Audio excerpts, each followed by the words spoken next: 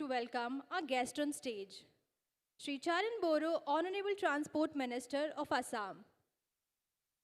So please come on the stage.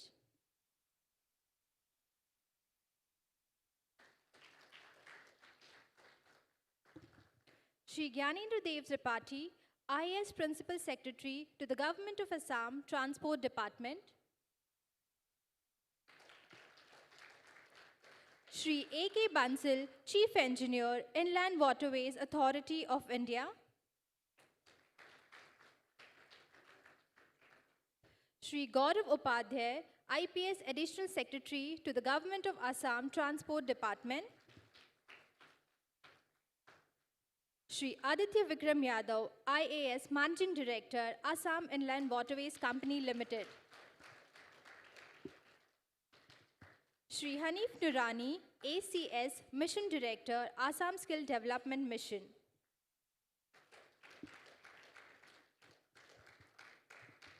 Sri Arnab Bandyopadhyay, Lead Transport Specialist India, World Bank.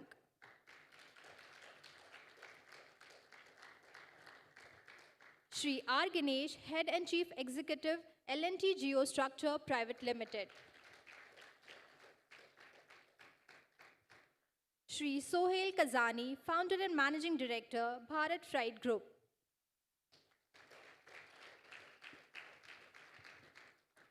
Sri Nivesh Chaudhary, Co-Founder and Managing Director, ASCELA.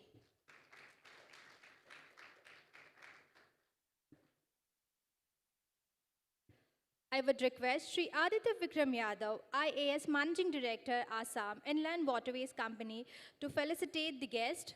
So please come forward.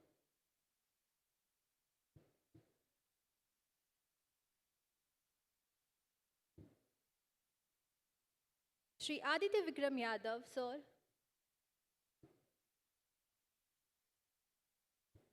Sri Charan Boro, Honorable Transport Minister of Assam.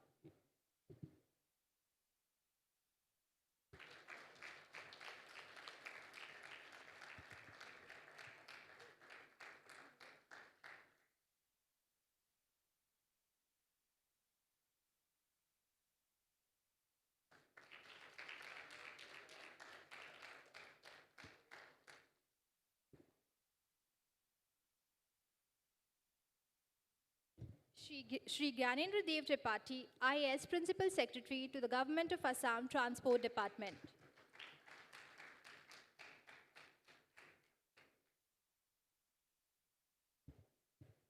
Sri A.K. Bansal, Chief Engineer, Inland Waterways Authority of India.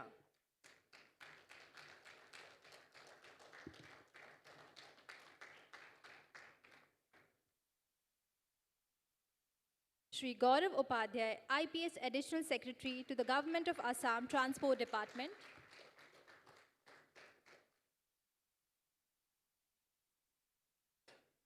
Sri Hanif Nurani, ACS Mission Director, Assam Skill Development Mission.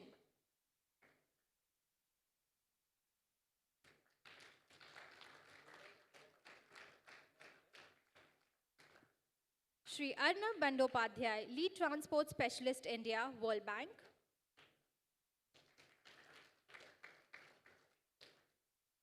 Sri R. Ganesh, Head and Chief Executive, L&T Geostructure Private Limited.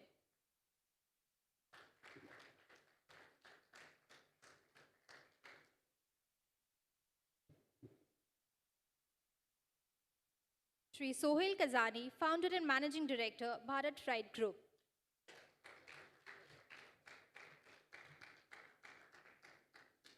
Sri Nivesh Chaudhary, Co-Founder and Managing Director, ASCELA.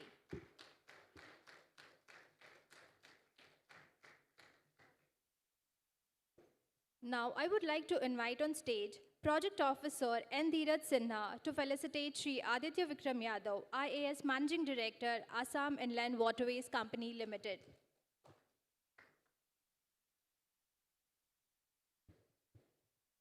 Thank you, gentlemen, for your presence on the stage. Now I request Sri Gaurav Upadhyay, IPS Additional Secretary, Government of Assam Transport Department, to come forward for the opening remarks.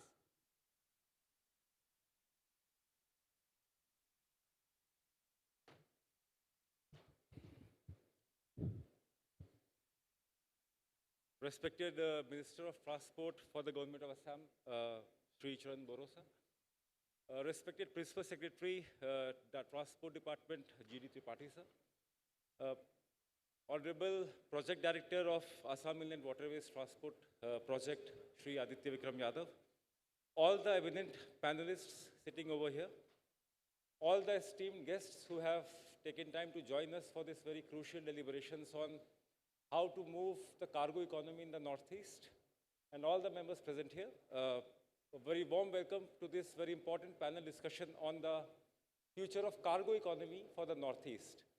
And I think it could not have been a more opportune time to have this discussion because Northeast is blessed with its river structures.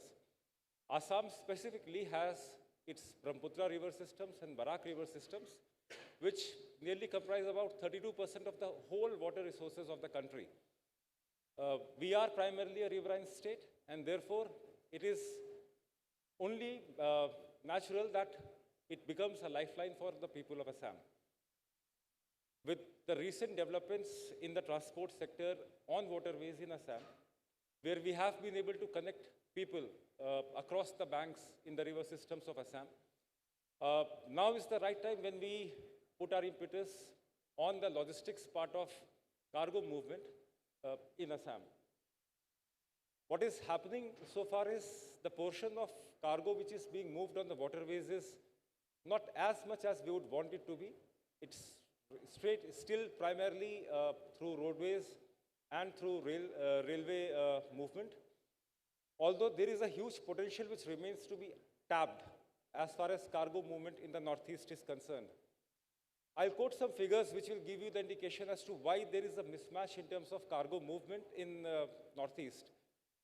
We are having an inbound cargo movement of around 110 million metric tons. And out of this, within the Northeast region, 35 million tons move. Outbound is only 32 million tons. And therefore, a huge basket of goods. So, for example, from Assam, we have tea, silk, which can come from Assam, Manipur, Meghalaya, bamboo and cane, which can come from Mizoram and Nagaland, spices, which are from Assam and Manipur, rubber, which is a crucial product from Tripura, cardamom, which is from Sikkim, orchids and floriculture, which is from Sikkim and Arunachal Pradesh, minerals. All these remain to be tapped, and therefore this basket of goods cannot reach the mainland only because of logistical challenges that we are facing. I hope this eminent panel, which has assembled today, will deliberate on what challenges we are facing. Why are we not being able to move the cargo on the waterways? Few challenges which I foresee is, one is the navigational channel. We have not been able to assure a navigable channel for cargo players across 365 days of the year, which reduces their confidence, and with the improvement of road networks, the incentive of switching over from road mode to the waterways mode is not as much. Second is the turnaround time and the whole ecosystem. Now, time is of essence in this very price-sensitive market. Roads and railways are more time-sensitive. On waterways, the turnaround time is less, primarily maybe because of navigability being only possible for, say, 8 hours out of 24 hours. Multiple handling of cargo equipments. So, from one part to the other part, the more times the material gets handled, the more prices go up, the more damages occur, and therefore less interest for the people to move to waterways from cargo perspective. So, with these opening remarks and context setting, I hope the panel is going to deliberate on the pressing issues as to why we have not been able to move cargo to waterways as much as we would want to do. What steps should we take collectively to make sure that the entire ecosystem becomes so robust that people are incentivized to move to waterways, because it's the most economical way of transportation still. And it is the least polluting, it is very nature friendly.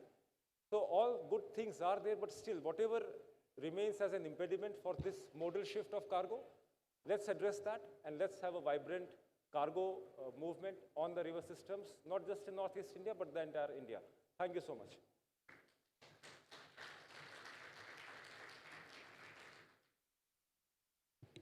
Now I request Shri Gyanendra Tripathi, IAS, Principal Secretary to the Government of Assam Transport Department for the keynote.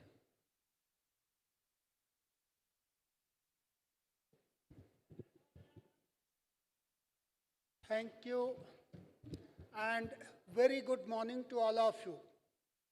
Our Honorable Transport Minister, Sri Charan Bodo from Assam. Then we have our Additional Secretary, Mr. Gaurav Upadhyay, you all have heard.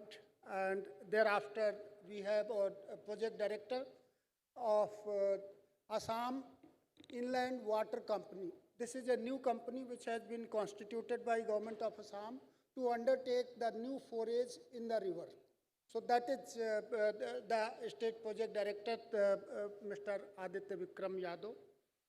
And thereafter, I turn to our greatest dignitaries who are gracing the panel today. So Mr. A.K. Bansal, who is the Chief Engineer of Inland Waterways Authority, India. We have Sri Arnab Bandyopadhyay, and he is from the World Bank, and he has been gracing here because Assam got lot of knowledge from, and even this AIWCL, Assam Inland Water Company Limited, has emerged out of a project which we have done with the help of World Bank, and that particular project has transformed, and it has given lot of insights that how to develop the relationship with the river. So I welcome Mr. Bandyopadhyay, who is from World Bank. Then Mr. R. Ganesh, who is Head and Chief Executive of L&T Geostructure, and they were involved in making one of the biggest terminal at the Brahmaputra in Guwahati, that is known as gateway to the northeast. So Guwahati Gateway Ghat is something which they have constructed around 300 crore project. So I welcome Mr. R. Ganesh. Sri Nivesh Chaudhary, who is co-founder and managing director of ASCELA. I welcome Sri Sohail Kajani, who is founder and managing director of Bharat Freight Group. They have entered into an MOU with Government of Assam and exploring the possibilities of setting up the shipbuilding opportunities and also the shipping line development in Assam. So the lot of the people who are involved with the sector are here in our panel. Then I turn to our another specialist, Mr. Hanif Noorani, who is Assam Skill Development Mission. So when we are undertaking the activities related to the cargo movement or to promote the cruise tourism, what kind of capacity building is needed among the youths who are coming to undertake these kind of enterprises. So he is the Assam Skill Development Mission, Mr. Hanif Noorani. And then here we have our distinguished audience who has come from different walks of life. So I welcome all of you in this session of Assam. Now, when we talk about the river or the water transport per se, when it comes to the passenger transport in 21st century with Gen Z being the dominant generation, I don't think as a passenger transport, the river transport offers much opportunity. No one would like to travel a place which can be covered in 40 minutes by any other modes of transport and by a river transport which covers in 3 hours or 2 hours or 4 hours. So no one is going to, so passenger transport is totally ruled out.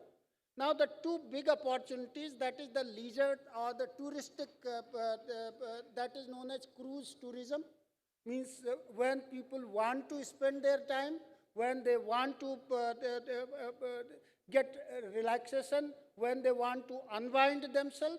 So then basically river offers a great opportunity. So that is known as cruise tourism opportunity which is there in the river.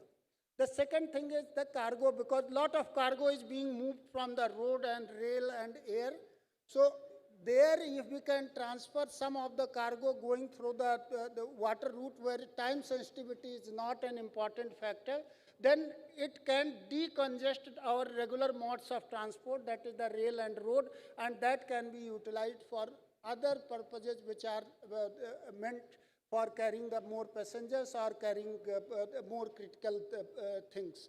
So that is where the opportunity we are exploring today, that how we can develop the cargo sector using the river transport, and that is where the Assam government, the policies of Government of India, in fact, we are developing, we are seeing since yesterday in many sessions, that Government of India already having a vision to develop towards the blue economy. And blue economy is basically the water-driven sector development, whether it comes to the tourism, whether it comes to the goods carriage or cargo carriage. So this is blue economy based future, and in which the government of Assam is also joining hands by developing the inland water facilities in terms of terminal infrastructure, in terms of maintaining the line of the river, maintaining the depth of the river, because these are very, very important things if we really want to maintain the navigability of the river. There is a national waterway too, that is in Brahmaputra river. So two very important waterways. In fact, recently lot of new waterways have also been announced, but two waterways, which is waterway number 16 and waterway number 2. Waterway number 2 is in river Brahmaputra, and waterway number 16 is in Barak river. But these two waterways are not connected per se. One connects one particular portion, that is southern part of it, another connects the northern part of it. So then how the connectivity can be, then the connectivity becomes possible through a protocol route in the Bangladesh, and that basically closes the loop so that something which can be transshipped all the way from the National Waterway 16 through Indo-Bangladesh, this protocol route, and thereafter it can come to this National Waterway 2. So that basically offers the opportunity for improving the cargo economics and transferring lot of cargo from the road and railway towards the water sector, which is found to be much more efficient, much cheaper, much economical, and its carbon footprint is much lower. So this is basically the opportunity on which not only Assam, but the entire Northeast will have to join hands so that the cargo sector becomes a prominent, or the water becomes a prominent carrier of the cargo, not only across the states within the Northeast, but also from Northeastern region to Bangladesh, to Bhutan, to Myanmar, by using the multimodal routes. So multimodal route is also very, very important. In fact, one multimodal logistic park has already been set up in Assam, in Jogighopa. So where there is a railway station connectivity, there is a air connectivity, there is a water connectivity, means there is a port, water connectivity, rail connectivity, road connectivity, and air connectivity. All kind of connectivity has been ensured. And that particular multimodal logistic park is going to be the game changer in transferring the things from the Northeast to the hinterland, that is the rest of the India, and also to other countries, that is opening to Bangladesh and also to other Southeast Asian countries. So this is basically the opportunity which we are going to talk today and which we will be discussing, and we will be seeing the expertise which is available in our midst, and we will be seeing the views. Some of the questions will be coming from the audience. All of you will be given the opportunity to ask the questions. With this particular context, I welcome all of you, and best wishes and very happy time in this session of Assam. Thank you very much.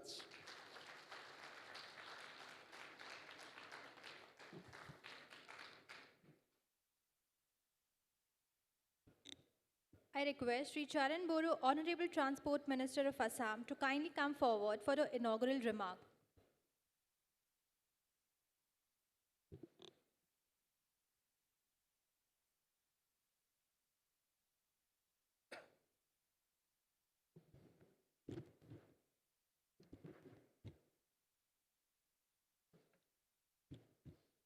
A very good morning, everyone. Distinguished dignitaries, industry leaders, members of the Maritime fraternity, representatives from global shipbuildings, firms, investors, officials from the Ministry of Ports, Shipping and Waterways, and my dear friends, Namaskar and warm greetings from Assam. It is a privilege to join you all at India Maritime Week 2025, a flagship platform that brings together visionaries and stakeholders, shaping the future of India's maritime and inland water transport ecosystem. In Assam, the mighty Brahmaputra and Barak rivers for centuries have connected our people, carried out goods, and supported livelihoods. And today, under the visionary leadership of Honorable Prime Minister Sri Narendra Modi ji and Honorable Chief Minister Dr.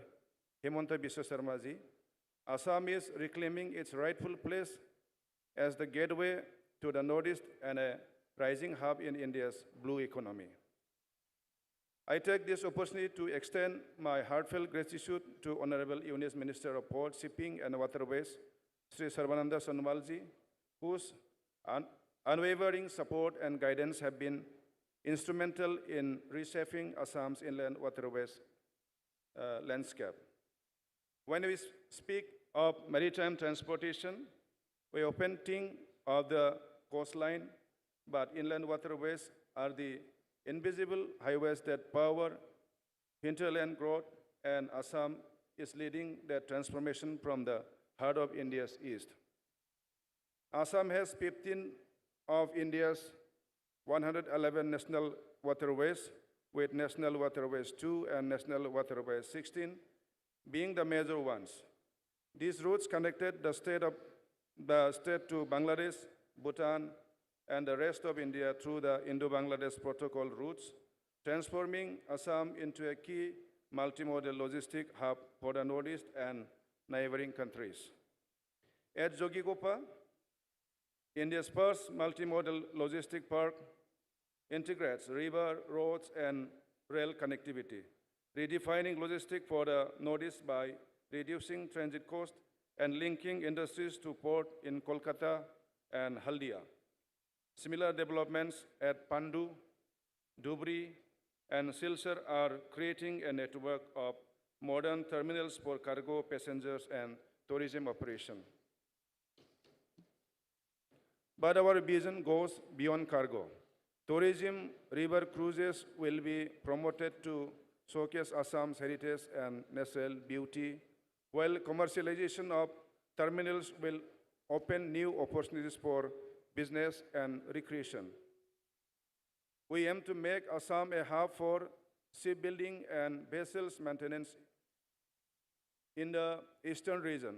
Assam Inland Waterways Company Limited plans to strengthen dragging operation, introduce vessels renting and leasing, and establish a crew training center to build local skills. Through public-private partnership and MRO facilities, we seek to make inland waterways a sustainable, revenue-generating, and employment-driven sector for Assam and the region. The central goal of this endeavor is connecting Assam to the world. To achieve this level of robust global reach, we are committing to an expansion strategy, including taking our vessels to all major ports. A key step towards achieving this connectivity is the strategic use of existing national infrastructure. Many assets developed by the government of India, including Jogigopa and other terminals, can be effectively leveraged by the state. Utilizing these assets is vital to the strengthen linkages with existing industries. To enable this, a model may be developed by Gov of India, allowing states like Assam to manage such operations, especially those that have already undertaken IWT sector reforms under the Inland Water Act. As we move forward, ensuring strong operational foundations remains essential. The government of Assam, through the Assam Inland Waterways Company Limited, is inviting global shipbuilders and maritime engineering firms to collaborate, invest, and innovate in Assam. With skilled manpower and a growing demand for riverine vessels, we offer a unique ecosystem for designing, building, and maintaining low-draft energy-efficient vessels suited for inland navigation. With joint working group with global shipbuilding partners, Assam aims to translate this vision into tangible industrial partnership that can create jobs. Transfer technology and make Assam a manufacturing base for inland water transport vessels for the entire Northeast and beyond. As a representative from the Bodoland Territorial Council region, I am proud to share that our commitment to development goes far beyond infrastructure. It extends to empowering people and regions that were once on the margins. Our rivers in Lower Assam and the Bodoland region, like the Ai, Manas, and Putimari, hold immense potential for local navigation, tourism, and livelihood generation. Assam is aligning with India's Maritime Vision 2030 and the Green Port Initiative by promoting eco-friendly terminals, electric ferries, and solar power vessels. The future of transport in Assam will be efficient, green, and inclusive. None of this progress is possible in isolation. Assam transformation is the result of close collaboration with the Ministry of Ports, Shipping, and Waterways, the Inland Waterways Authority of India, and development partners such as the World Bank and Sagarmala Development Corporation. As we look ahead, our focus is clear: to strengthen multimodal connectivity, build robust digital and physical logistic infrastructure, foster public-private partnership in shipbuildings, cargo and river tourism, and promote startups and innovation in vessels design and navigation technology. Through these efforts, Assam will not just support India's maritime vision, but anchor it in the Northeast. To the investors and global maritime leaders here, I invite you to look eastward to Assam, where rivers meet opportunity and every investment builds sustainable connectivity for millions. This is a defining moment. India's maritime future will rise not only from its coast, but from the rivers of the Northeast. Let's make Assam's waters flow with prosperity, partnership, and progress. Thank you. Jai Hind, Jai Assam.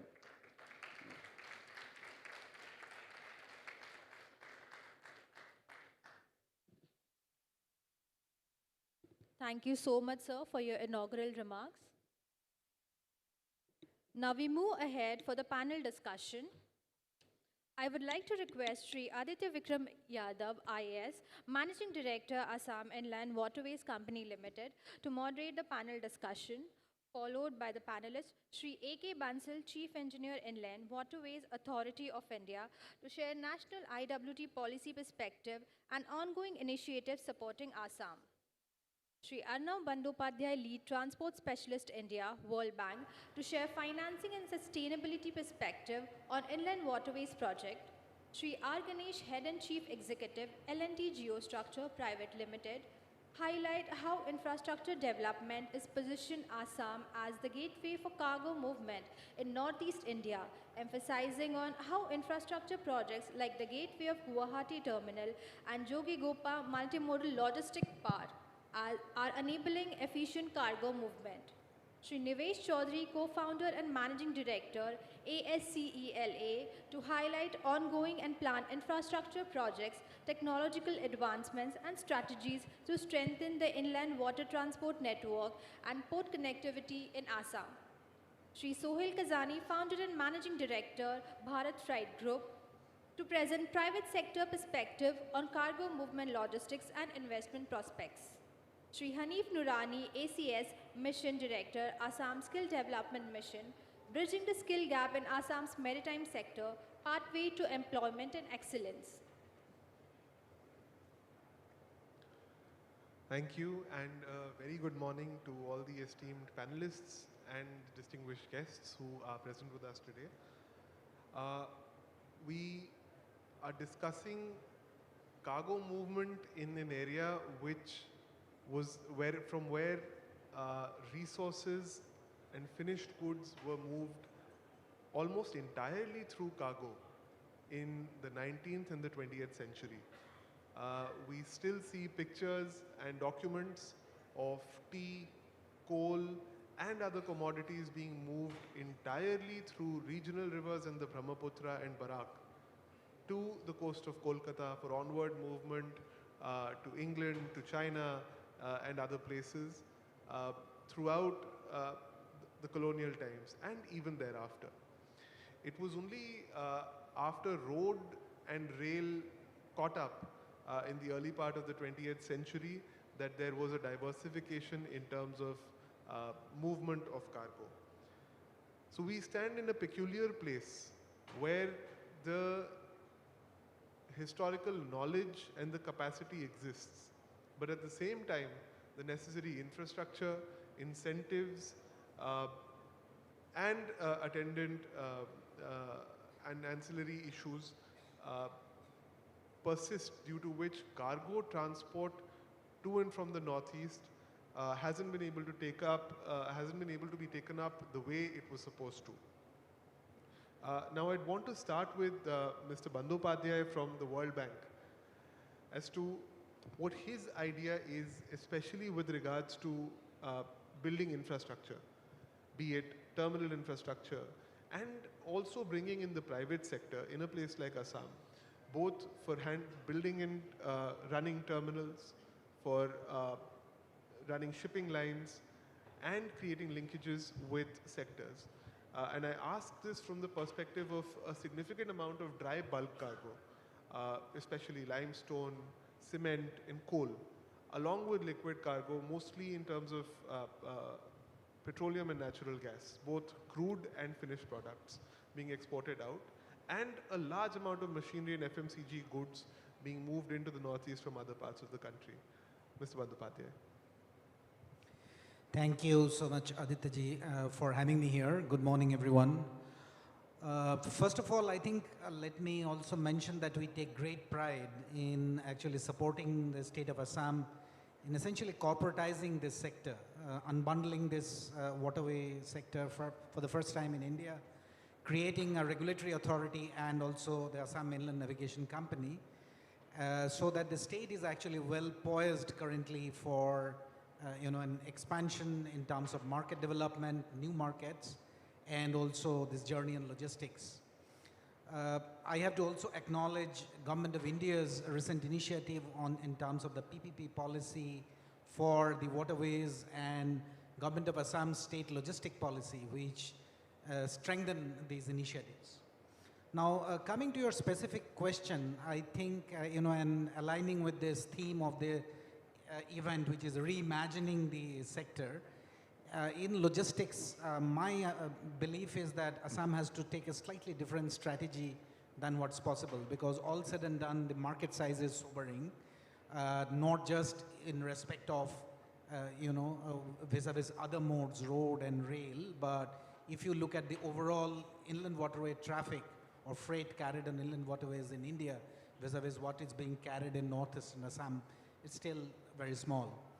So I think, at the heart of it, there are a couple of things which perhaps it needs to be looked into, which I would think. One is your strategy for Brahmaputra and Barak Basin of and water resource management strategy needs to be fully integrated with the water logistics strategy, in the sense that the rivers in this region are so prone to flooding and erosion that unless a water resources strategy is properly integrated with the water transport and logistics strategy, it will be difficult to succeed. It has several advantages, not only in terms of climate resilience and enhancing navigability, but also, the advantage of essentially creating a network of rivers. And we have seen recently that there was a movement of 300-ton cement on one of the tributaries of Brahmaputra, which is very encouraging. I know that several studies are also being actually carried out. Interestingly, some of these rivers which are not in Assam, but they are tributaries of Barak in other parts of Northeast.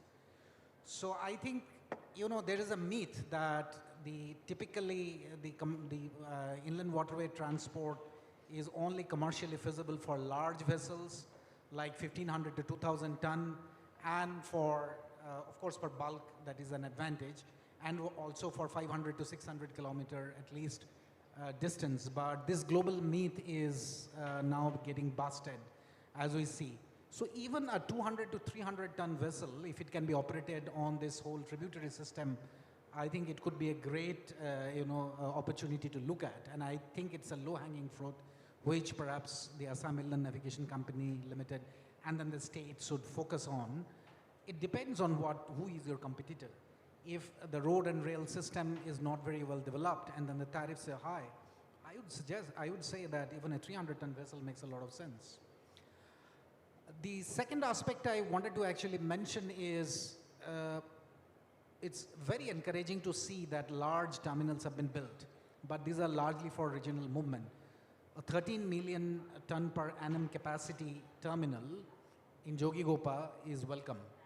And it will largely thrive on the regional traffic, essentially from Bhutan. Bhutan is also building an access to Jogigopa or improving the access to Jogigopa, which is a great news. And of course, once the region thrives, you will have more traffic. But I think the strategy for Assam, and again, in line with what I was mentioning, developing the whole network, stabilizing the bank, doing the river protection, is to create what in Europe they call quay walls.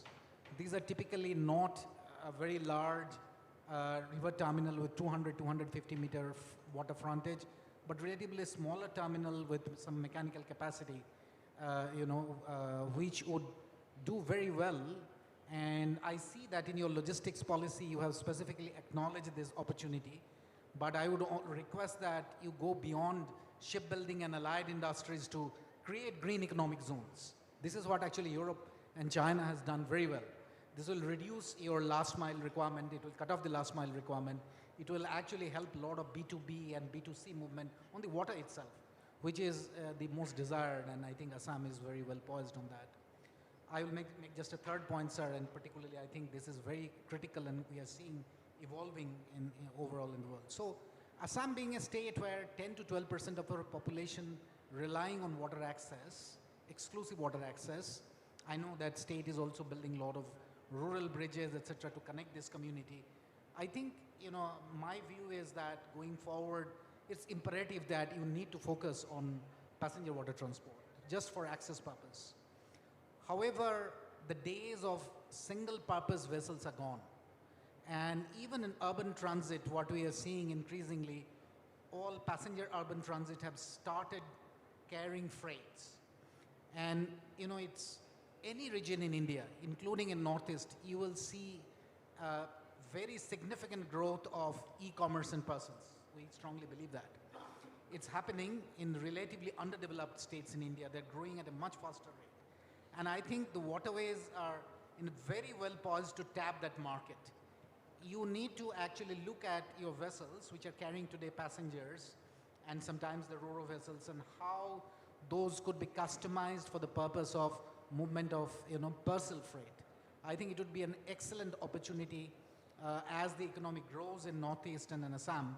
And it could be also more high value, kind of promoting more high value industries, the white goods as we say, so you actually set up establishment centers which are right on the river, and also you kind of customize your vessels to carry those. So these are few, suggestions from my end in terms of what should be done, I think, and it has to be slightly different from rest of India, what we are doing, but it is a great untapped potential, and it's a great future ahead, what I believe. Thanks. Thank you. Now,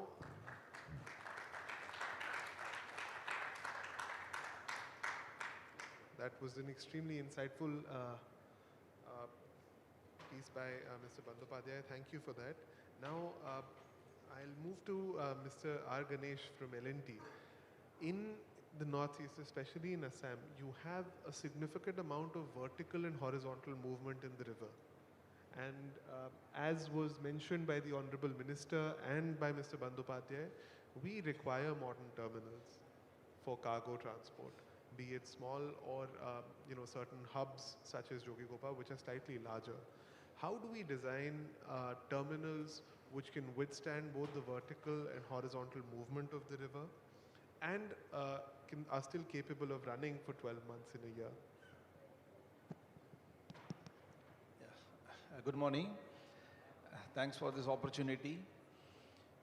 To answer Mr. Aditya, I thought I will divide this question into two portions. The first one is with respect to the cargo movement. As L&T, we develop a lot of infrastructure facilities.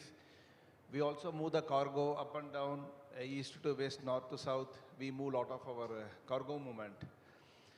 But getting back from 2016 onwards, where the National Waterway Commission has been formulated and all these national waterways, from 5 to 111, almost 106 numbers have been increased. We see a lot of changes in the movement of the national waterways. If you take it as an example of L&T, when we were been constructing the Triple G project, that is the Guwahati Gateway project, we had a wonderful experience. We need to bring the Jacob barge down south, a place called Ramanathapuram, which is the tip of Kanyakumari to the eastern part of the country. When we want to carry our Jacob barge, we need to come all the way towards the Pamban Bridge, then Kolkata. Up to that, we did not have much of the problems because of the sea route. Then when we are moving our vessel from Kolkata to Assam, we really had a very tough time. We underestimated the mighty Brahmaputra river. So we had our own challenges in bringing this vessel, and it almost took more than 4-5 months. We learned from mistakes, and when we want to bring up the second Jacob barge, we use the cargo movement. We hired a 2,000 metric ton barge with a 1,200 metric ton bollard capacity, and we could able to bring it at 30 days of time, which saved the project also. This is one part where the cargo movement. Having said this, there is a huge development is going in Numaligarh refinery. I'm talking about the other divisions of L&T also, where the reactors, coke oven, all this heavy equipment which has been manufactured in our Azira plant, we could able to take it with ease. All these capacities are 300 metric ton to 1,200 metric ton, which we could able to carry from Azira to our Numaligarh refinery. So I am quite confident that, a lot of developments are happening, especially with, the northeastern states for the cargo movement. This is one portion. The second portion of the question Mr. Aditya was asking, what will be the infrastructure development facilities we need to construct? Yes, a long way to go, especially with the northeastern region. With respect to the infrastructure facilities. Now the Guwahati Gateway Ghat, which is predominantly used for the passenger movement, it is going to be a game changer for Assam. And Assam government can take pride of this, and it is going to be a role model for all other states across the country. Because wherever you go in the riverfront development, there will be always a single span, a link span only will be there. Whereas in case of Guwahati Gateway, this is the first time it has been designed for a 5-link span. You will be moving almost 230, 240 meters from the river bank, and you can get into the vessels. It's all-time vessel. Thanks, taking consideration of the safety of the people, it is the all-weather, the terminal which has been constructed. The second one is with respect to the cargo movement. Of course, yes, Jogikopa has been, our transport secretary spoke about Jogikopa also. It is not only a, multi-terminal for logistics as well as for the passenger. Also, you can make a lot of cargo movement, across the other states of the country as well as to Bangladesh. The third one is the Pandu port, which is already getting developed, which is going to be the ship repair facility in the northeastern region. All the time when you have the vessels, you need to come all the way down 2,000 kilometers to Kolkata for making the dry dock repair, whereas once the Pandu port is ready, by the year end, then the facilities can be used by the Assam and the northeastern regions. So in my conclusion remarks, I want to inform, or I want to say to the government of Assam, yes, definitely you need to have a lot of infrastructure facilities developed and go for multi-hub terminals, something similar to Triple G, or a smaller terminals like your Umananda or your other Upper Assam, you have Majuli, you have a lot of development of the terminals are happening. And still I feel we are only 2% of the cargo movement, across the country. In fact, in my presentation, I want to little bit touch upon that. So as a country, considering the vision of our Honorable Prime Minister 2047, where he is talking about a 500 MMTPA, and whereas we are, at least 145. So you can see the scale up, where the Assam government, Inland Waterway Authority of India, so we all have a bigger role to play. So I'm pretty sure that, down the line 20 years, we will be achieving that 500 million metric ton per annum. Thanks for the opportunity, Mr. Aditya. Thank you, Ganeshi.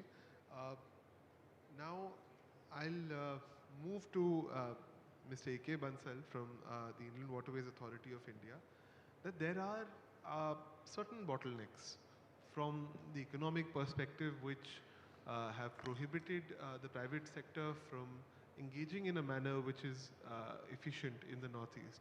But at the same time, there are certain infrastructural constraints which are felt from time to time as well, be it in the availability of barges and tugs, or cargo terminals beyond Pandu and Dhubri, or sometimes certain challenges regarding dredging are also faced. So I just wanted you to apprise our audience about the great work which is being done by the Inland Waterways Authority of India and the road ahead for the coming decade. Thank you, Bikramji, for the question. Before replying the question, I would like to tell something about River Brahmaputra. River Brahmaputra divides the entire northeast into Assam into two parts, north and south. And there are more than 54 tributaries which are joining this waterway. So the Brahmaputra was declared national waterway in 1988. And after that, in 2016, 14 more waterways in Assam has been declared national waterways, which are joining this national waterway to River Brahmaputra. So for any kind of movement on this river, we need three type of things. One is robust infrastructure. Second is the strong collaboration with private operators for putting up the terminals and other infrastructure, repairing facilities, as this L&D Mr. Ganeshan has said. Then third is policy supports. So on the there are two parts in the country. Now when we are developing these waterways in Northeast or in Assam, the national waterways are being taken care by Inland Waterways Authority of India, by the central department, and other waterways, the development of other waterways which are joining this river Brahmaputra is being taken up by the state government. However, there is a policy in the central government that all those waterways which are not national waterways can be developed under central sector scheme, for which 100% funding will be given by the central government. So in nutshell, you can say that if you have to develop the waterways in Northeast, 100% money is available from the central government. This is the foremost policy of the central government. So any waterway which is not national waterway can be developed, even starting from DPR or feasibility study to commissioning. All the money will be given by the state government, so central government.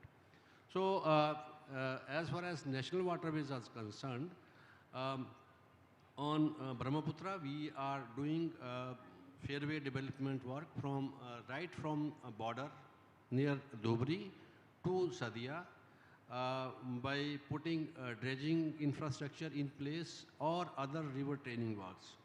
So the assured depth dredging contracts are there in place from B border to Pandu, and from Pandu to Dibrugarh, the most commercial place in Assam, in Upper Assam. We have put 7 dredgers over there to do the dredging or other river training works. So all these works are going on. With regard to terminal facilities, we have recently developed a terminal at Bogibil, Jogigopa, in addition to the two terminals, permanent terminals at Dhubri and Pandu, which are already operational. Those two terminals has been given on operation and management purpose to a private organization. The MD of that organization still is with us, Mr. Sohail Kazani. He has taken two terminals of IWI for operation and management. Other two terminals, Jogigopa and Bogeyville, they are still with IWI, and we ourselves are operating. So for policy reforms, this private participation is very much important to run the terminals, because the government has no business to do the business. We can create the infrastructure, and business has to be run by the private sector. So that is the policy which we are adopting. With regard to the second part, that this policy reforms, I have already told the policy which is existing for development of national waterways and other waterways in the country, in the Assam or in the Northeast. With regard to the other infrastructure, which is supporting infrastructure, like ship repair facilities, which are also being developed by IWI at Pandu. L&T Geostructure is doing that project, big project. Then connectivity to terminal that we are also developing at Pandu is a dedicated approach road to Pandu terminal. In River Barak, NW16, we have also developed two terminals. These are the reforms which we have already done, and for this movement of cargo, we are also putting our foot into the demonstration purpose that private sector, how they can come. We have recently done a pilot movement from River Kopili, that Star Cement plant, to Hatsingi Mari, or in Dhubri, near Dhubri, around 255-kilometer long distance, with 300-ton barge, because bigger barges cannot go to the tributaries, so smaller barges, 300-ton, 500-ton, as Mr. Vandopadhyay has said. So those barges are very important for these rivers. In future, we have planned that because there are so many waterways now in Assam which are joining River Brahmaputra, a lot of scope is there for future development. We have done a preliminary study that a number of small jetties are required on these rivers, even which are not national waterways, for embarking and disembarking of passengers and cargo. As I said, this River Brahmaputra divides into two parts. So movement from north to south is very important to the tributaries also. So small rivers also requires infrastructure like terminals. We have identified around 85 locations on the national waterways and other waterways in Northeast where these type of jetties can be placed, and we are in the process of taking up that bigger project to construct these small jetties, which will be helpful for carrying the passengers and cargo from one bank to other bank. With regard to the connectivity to the other part of the this area, like EXIM cargo or connectivity with Bangladesh, the system is already in place. Policy is already in place. The Bhutan's cargo can transport through River Brahmaputra to Bangladesh through Jogigopa, Pandu, and Dhubri terminals. From Dhubri, it is already going. Jogigopa, it has recently started. And we are pressing hard, Mr. Sohail Kazani, to move this cargo from Pandu port also to Northeast and to other parts of the country. So those policy reforms are also there, and Assam can act as a bridge for EXIM cargo of Bhutan through Assam, through Bangladesh. So this is my my answer to the question. The policy reforms and future projects which are in hand in IWA. Thank you. Thank you very much. Now, before we continue this enlightening session, I just want to take a minute to extend our heartfelt gratitude to our Honorable Minister, Shri Charan Boro sir. Sir has taken out a great amount of time for this session, but due to certain prior commitments, sir will have to seek a leave of absence. Sir, we thank you very much, sir, for chairing this session and providing your valuable suggestions and guidance to us, sir.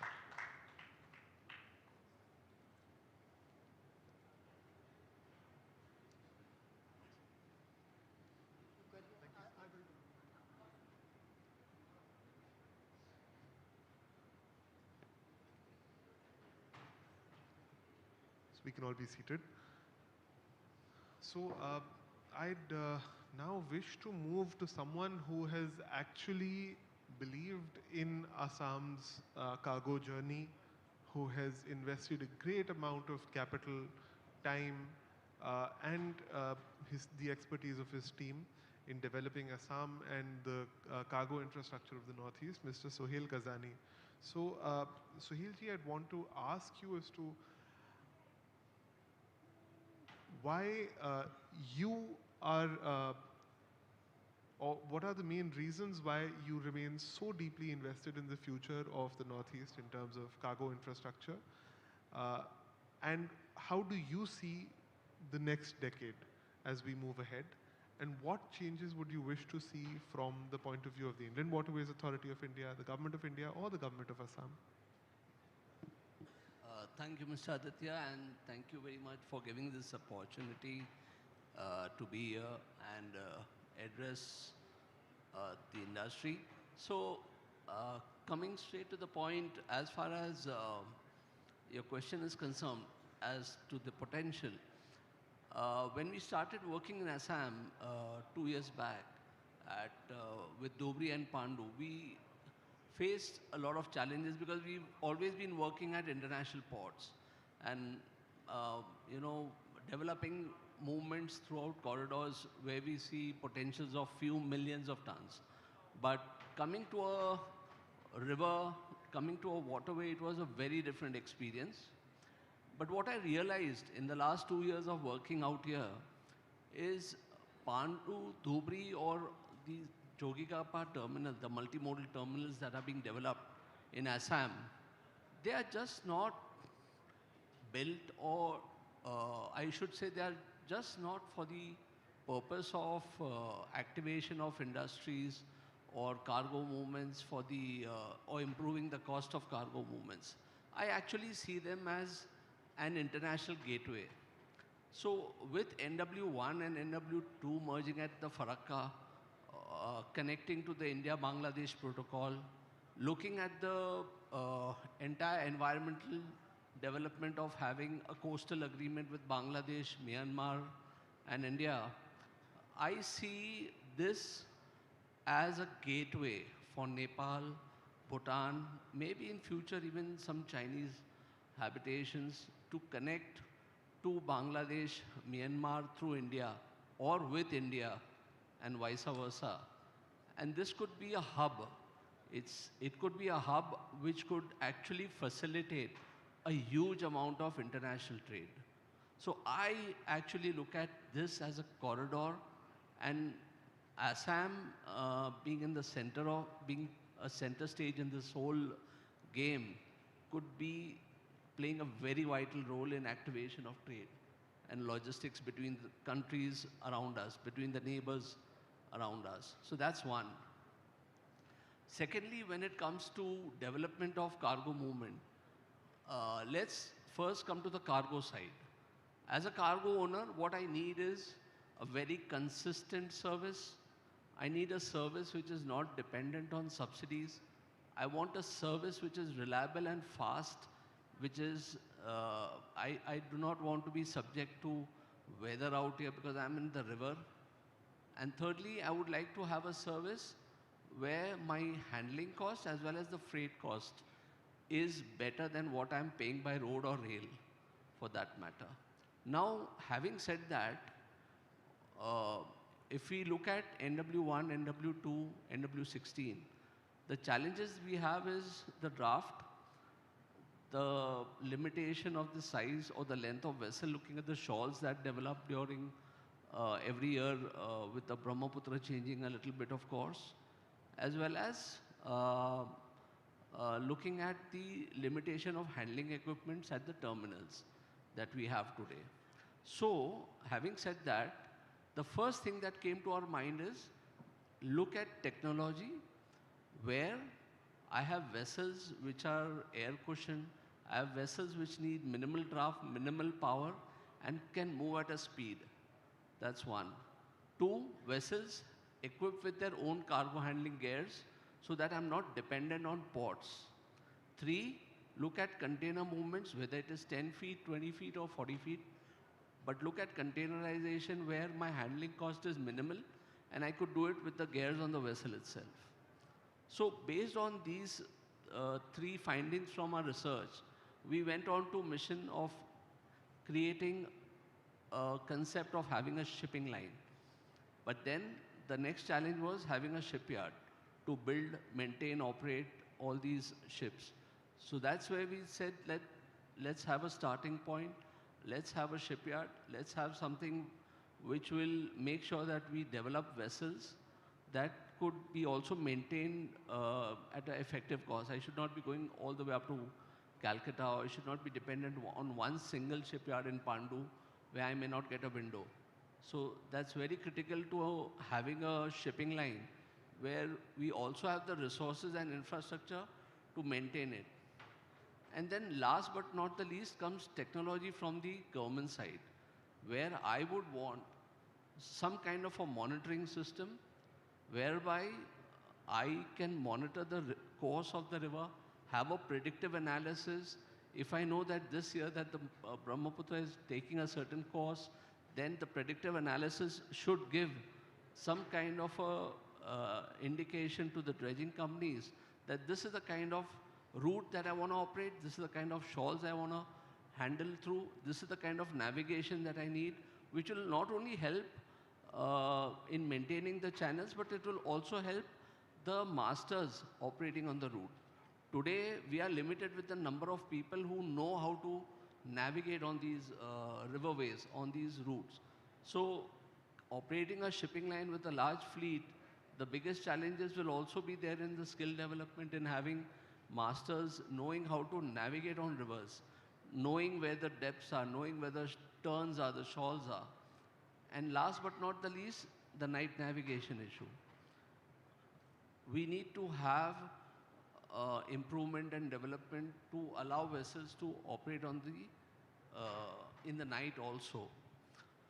So today, if I look at the distance between West Bengal to Guwahati, it's around 785 nautical miles. And if I just move at a speed of say just 10 knots, it's a matter of 78 hours. But it doesn't take 78 hours because of this limitation of night navigation,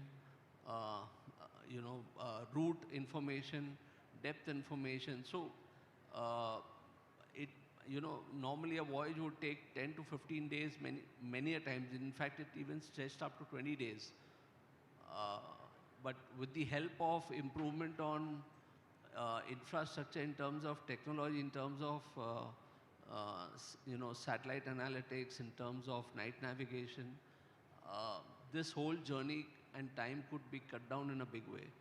So the success of the entire cargo movement would depend on the time it takes, the fuel it takes.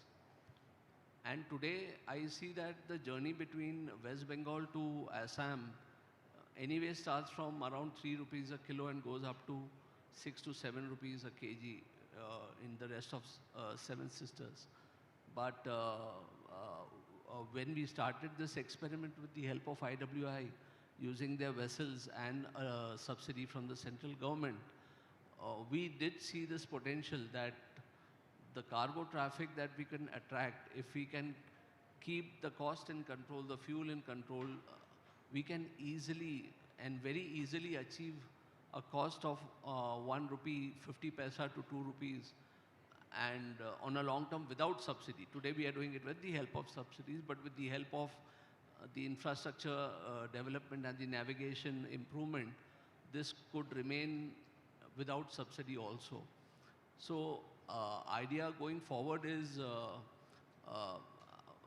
to have some kind of a PPP arrangement with the state of Assam, where we work together to not only improve, I'm very happy with already the port improvements that are being done, but what I really need is some thoughts with the help of, say, organizations like National Center for Technology of Port and Waterways, and NTCPW in Chennai, IIT Chennai, who can actually help us with analytics, predictive analytics, and also guidance on developing the Brahmaputra in a way that the dredging going forward reduces and the channel is navigable throughout the, not only throughout the year, but also throughout day, night, as well as having a minimum draft to allow at least 1,500 to 2,000 ton vessels on a regular basis. And yes, also point well taken from Arnabji that the smaller vessels, if we really have SBF supporting smaller size vessels on inland waterways, the ship recycling policy could take advantage of recycling all the old Bangladesh vessels and developing a shipping line using those old vessels, recycling them into new ones, and building partnerships in a way to not only increase the shipping, but also the trade between the two countries. So that's also one very huge area that we should look at if we can propose some amendments on this. So yeah, having said that, thank you very much. Absolutely. Thank you. Very insightful words and lessons for us in the government of Assam and the government of India. So now I'll move to Niveshji. We've spoken about various aspects of the entire ecosystem, but one major issue wherein we would require your suggestions on the basis of your experience is how to build intermodal convergences. Cargo coming in from Tripura or from Nagaland or even from the interiors of Assam has to be brought onto a cargo vessel and be taken to other places.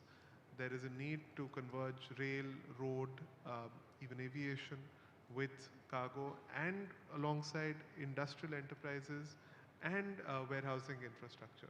So how do you see this on the basis of your experience in other nations, other parts of the country? And how do you feel we should build this in Assam? Thank you for the question, Mr. Aditya.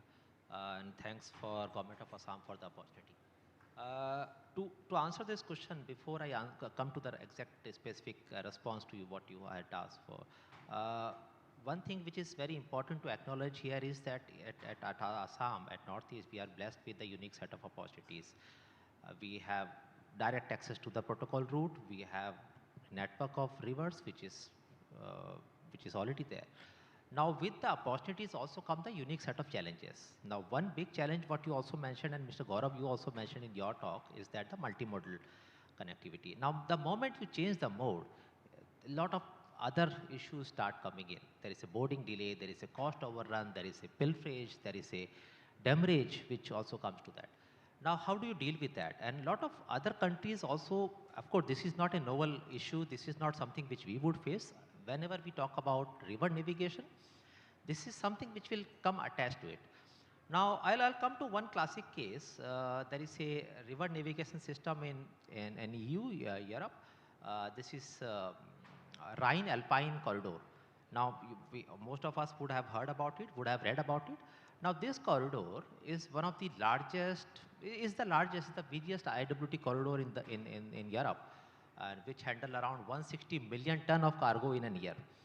And so, and this is connecting the port of Rotterdam to the Alps. So, it's kind of going through 3 countries mostly. Now, one thing which is very unique about it, of course, what can work there cannot be replicated in the same size and scale here in Assam, because the challenges are different, the opportunities are different, the context is different. But there are certain takeaways which we can definitely look at. In this specific case, they have an advantage of draft, which is what we don't have. We are dealing with the rivers, which is fierce, which is course correcting, which is flood prone. Now, what did the corridor did in case of Europe is they developed a very unique river information system. Now, this river information system is what is giving them real-time information in terms of the vessel availability, navigation, night navigation. A lot of things are very digitally integrated. Now, this gives them a direct, every stakeholder, not even the operator, not even the terminal players, the operator, the authorities, the customs in case, it gives a direct access to the information, real-time information, and that is what is helping them a lot in moving this kind of a cargo. Now, DP World has a terminal called Germersheim. This is right on the river Rhine. And if you look at the kind of modal movement in DP World terminal, most of the cargo is coming through river Rhine. Now, when you deal with a river kind of a navigation, you have a draft limitation. So, one thing which all they were looking at is the draft availability. They could ensure in their case, they are running vessel up to 15,000 tons. That's what barges, the kind of barges they have been managing. So here we would have those kind of limitation, but with river information system, that is what Sohail also has pointed out when he said that there are some operational issues in terms of moving the cargo here. And we may foresee some more issues coming in, night navigation for that matter. Now, if we don't have it, the delays or the time which it should take from, say, Dhubri to Sadhya, it goes beyond a kind of an acceptable limit. And then as a truck owner, as a cargo owner, I will always have a choice to take it through truck. Now, one interesting fact, and I'm sure a lot of us here would agree, if you have to send one truck, suppose from Delhi to Assam, Guwahati, the truck typically will charge you around 1.2 lakh to 1.3 lakh, or somewhere between 1.2 to 1.4 lakh. Now, the same truck has to go back to, say, Delhi, they will charge around 40,000 or 30,000. So, why there is a disparity? Because the cargo, return cargo is probably not available. So, the multimodal integration what you talk about, unless we work on that, unless we work on the mode integration, this issue will become much more deeper. So, on one side, we are working on the infrastructure upgradation, we are working on technology, we also need to be aware of what kind of integration solutions we will bring in. With Jogigopa, with air cargo now, that's again becomes a advantage for us. So, we have to leverage that. We have to leverage the rail connectivity, we have to leverage the road, everything has to come together. And unless you work on that mode correction, things will again become difficult from the cargo owner point of view. So, it may look or appear operationally or functionally well accepted, but then you look at the per ton kilometer cost of moving a cargo on this corridor might not be very, very conducive for a cargo owner to look at. So, that is very important parameter. We really need to be looking at that and picking up the strategies, what can work for us in this context. Of course, what works there may not work here, they said. Thanks. Thank you very much. So I'll move to Mr. Nurani from the Skill Development Mission. One major issue which many states face is that of the local benefits or the benefits which accrue to the local economy due to any such transport-based enterprise. And very often it is argued that terminals are managed by companies based outside the state. Shipping lines are also managed by larger corporations. So the only benefits which are often seen to objectively accrue to the state are those on the basis of employment. And especially in shipping, in the maritime sector, in terminal management, cargo operations, Assam has taken some leaps forward, but a lot needs to be done in the coming decade. So as the head of the Skill Development Mission, how do you see the journey forward, and how do you think we should calibrate it in collaboration with the private sector and the Government of India? Thank you very much.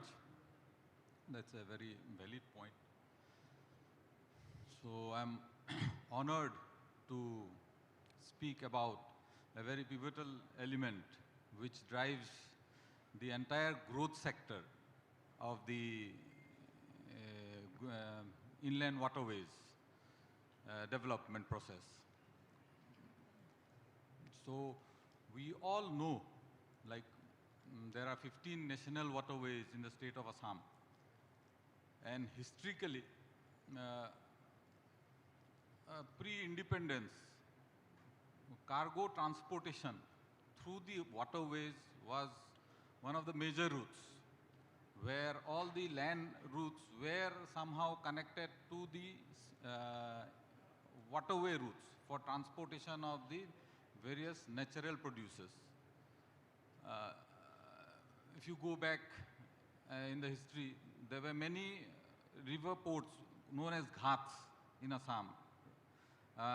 Starting right from Lakhimpur, coming down there was Gomeri Ghat. More you come down, there was Vishwanath Ghat. More you come down, there was Silghat. Then comes Guwahati, Pandu, and then lower, and that way it travels via Bangladesh to the oceans.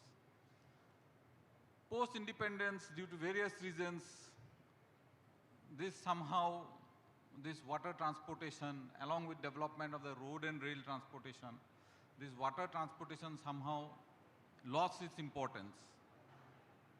Though one form of transportation was always there, even when the other modes of transportation disappeared, the transportation of oversized goods, all the refineries that have come up in Assam, along with like the Subansiri Hydel projects and all other industrialization where there were specialized needs of very big equipments which could not be transported, or there was no provisions of transporting it through the roads or railways, were transported through the waterways. So this goods transportation was always there. But now, with some major interventions of the Government of India for development of the waterway sector, many initiatives have been taken for improvement in the inland waterway sector throughout Assam and throughout India as a whole. So due to which there has been lots of traction. So for a robust inland waterway transport, besides this passenger transport, which is sort of localized and it takes time, the major way to boost or contribute to the blue economy is the development of the cargo transportation along with tourism. So these are the two major sectors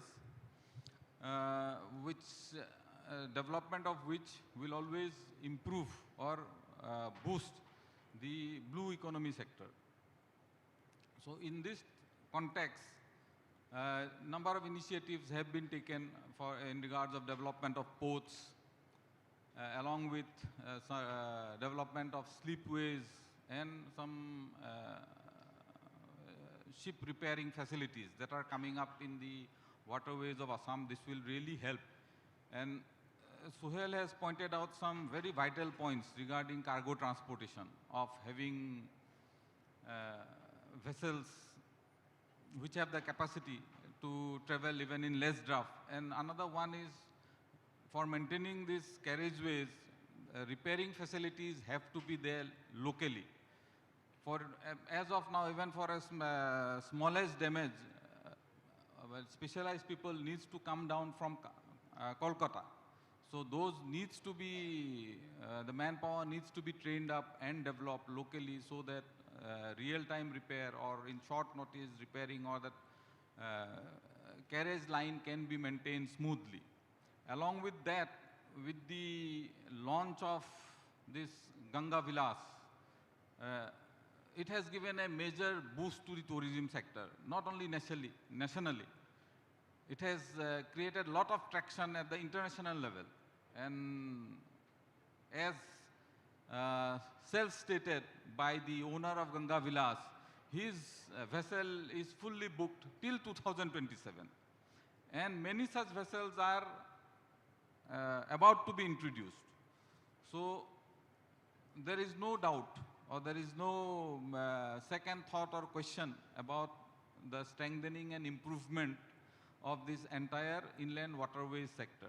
But at the same time, along with this infrastructure development, the equally importance is the availability of the manpower. So we will be needing specialized manpower for the tourism sector.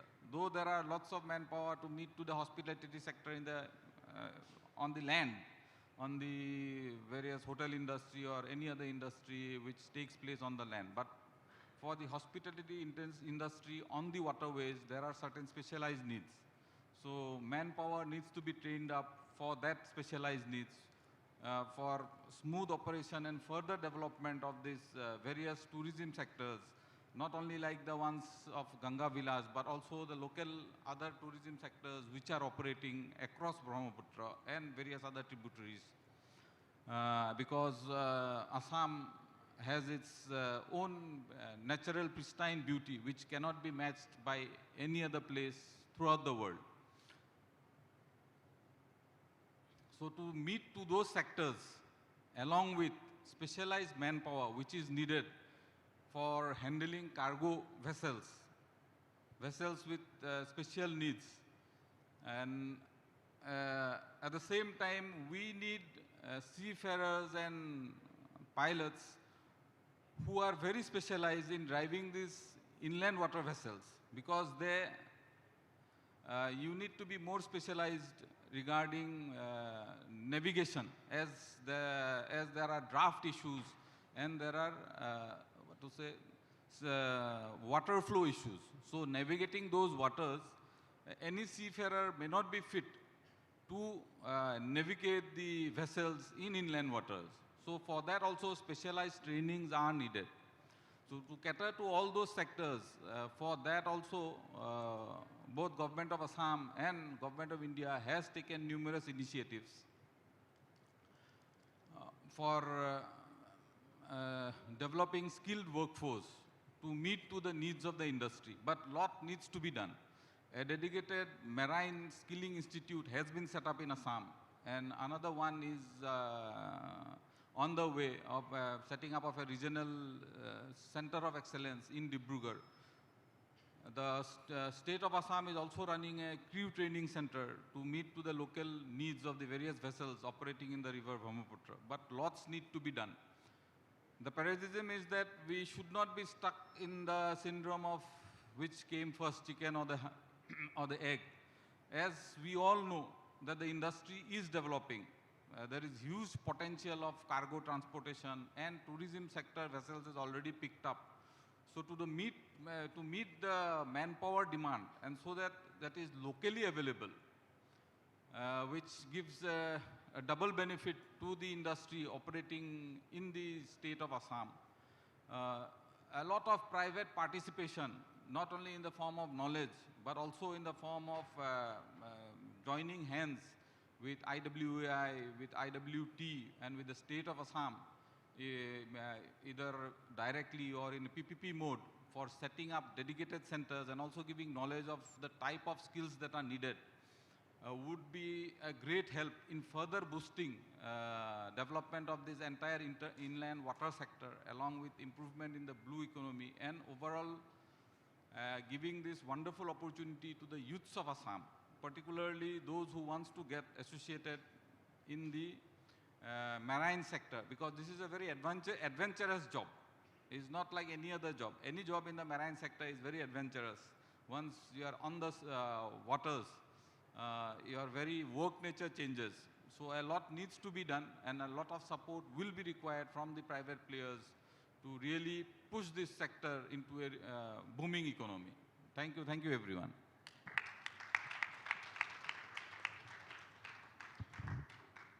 Thank you, Mr. Nurani. Now we move on to Shri Gaurav Upadhyay. As the transport sector looks at transport as a whole, and having heard all of the stakeholders today, how do you feel we can better manage or seek the support of policies of the Government of India and the new statutory guidelines placed through the Inland Vessels Act, and how Assam can mold its own policies and implementation in a manner so as to achieve the dream which I think we have all collectively seen for the state in the next 5 years? Thanks, Aditya. I think it's a very relevant question. So far, waterways sector, at least in Assam, was kind of unregulated. Regulations were the need of the hour, and that is why I think through your project and through Mr. Bandyopadhyay's World Bank guidance, we were able to unbundle the entire waterways, having a separate regulatory authority. And I think Assam is one of the pioneer states in having its own regulatory authority, which regulates whatever floats on the rivers of Assam. Now, if we have to have this modal shift, a lot of things have to be built like a regulation or policy point of view to attract people and have confidence. Like Mr. Sohail was mentioning, he wants confidence that services will be regular, that their interests will be safeguarded. And here is where policy will come in hugely. Mr. A.K. Bansal also mentioned, Shri Bansal mentioned about the initiatives which Inland Waterways Authority of India is doing. Waterways being a concurrent subject, the longitudinal channels are maintained by Waterways Authority of India. The cross banks is something which states maintains. Dredging being a very important aspect, I think through policy framework, there has to be coherence between state and the national authorities so that the navigability is ensured. And only through that can we have a certain assured services being offered on the river systems of a state and nationwide. Again, policy is very important as far as documentation is concerned. I don't know if how many people know about Project Mishti. That was one of the efforts which government tried to have containerized cargo movement from Calcutta via protocol route to Assam. Did not cut much ice, although it was a very well thought out and a very well intentioned initiative. And when we looked deeper into as to why it did not go to that level of success, primary reason was bottlenecks caused at the customs level. We have different systems, Bangladesh might have different systems, and the cost of such delays and red tapeism was such that, as Aditya was mentioning in his opening remarks, that there was a time when the entire cargo used to move on waterways, and we have seen documents and pictures of that. Revival of the same can only happen through policy interventions if we have a streamlined documentation process. When someone who is willing to shift the mode from road to waterways has a hassle-free, one-stop kind of a platform where they can easily do their matching as far as cargo demand and supply is concerned, have a platform where they can have their freight forwarders, have their insurances, have their custom clearances, have everything. I think that kind of policy intervention is something which we collectively should try to put our heads together and arrive at something which certainly will motivate and incentivize all the private players to move towards waterways as a cargo system. So that is my 2 cents on as to how policy can empower this modal shift and have a long-term benefit as far as logistical cost is concerned and environmental friendliness is concerned. Thank you.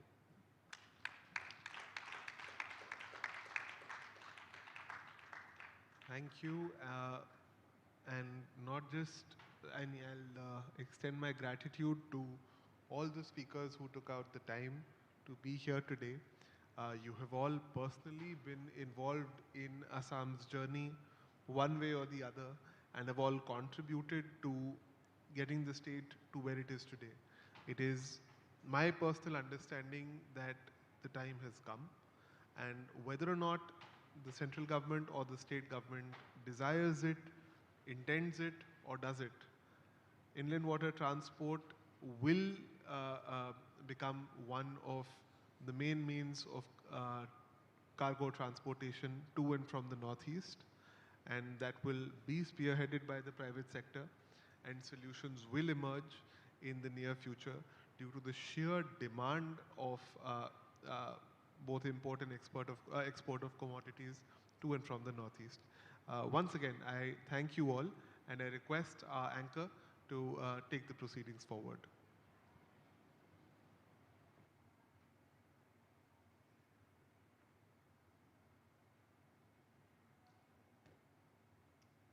As we conclude, we celebrate not just a session, but a shared vision.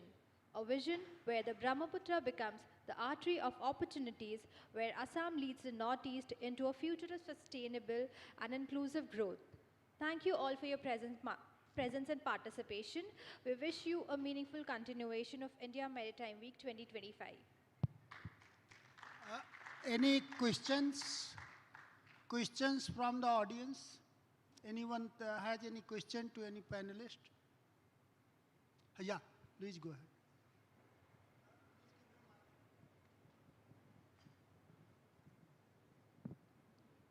Good afternoon, everyone, and thank you the opportunity to speak among the panel.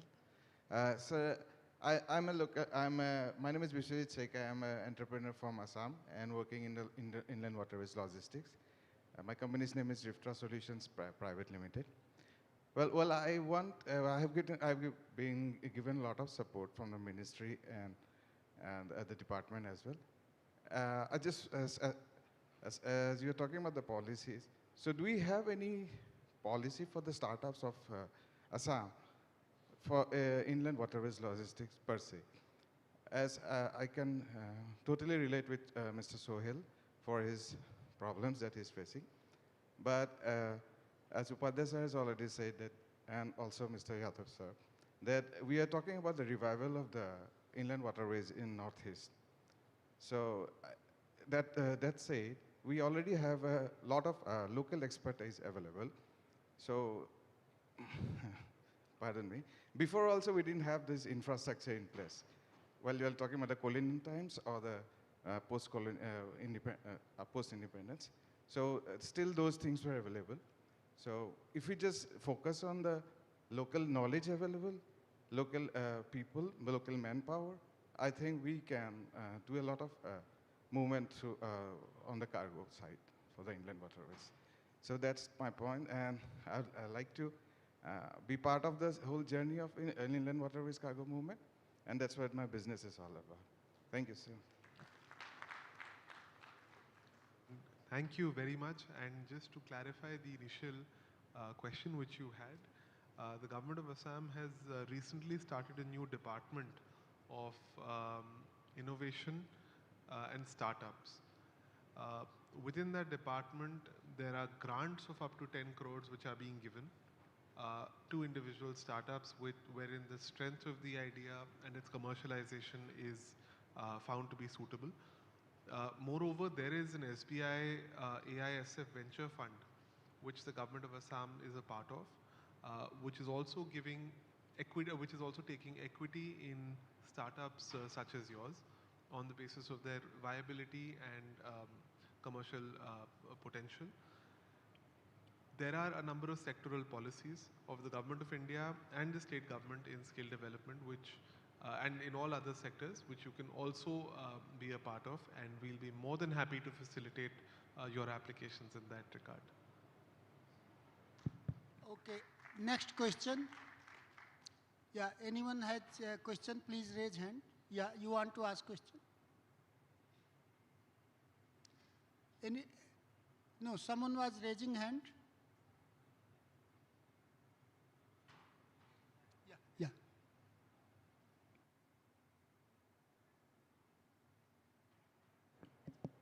Yeah, I am from L&T. I just want to have one question. So actually, we are talking about inland transport. Someone in the panel also pointed out it's only for cargo, mainly we have to use.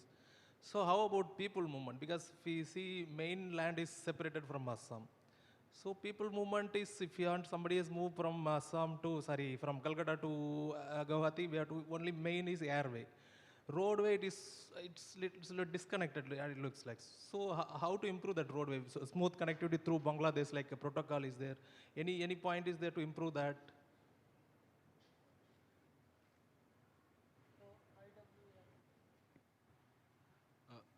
The connectivity from Assam to Calcutta, the other parts of the country, is through Bangladesh if we use the waterways for development of the waterways connecting to Northeast through Bangladesh. There is a major scheme, major project which has been approved by the central government, by Ministry of External Affairs. The critical stretches in Bangladesh, which requires more depth for plying of waters, are being taken up jointly by Bangladesh and India. India is spending 80% cost and Bangladesh is spending 20% cost. Work is being executed by the Bangladesh Inland Water Transport Authority. Because of these initiatives, only the around 20 consignments, over-dimensional consignment of Numaligarh refinery, as Mr. Ganeshan has said, was possible.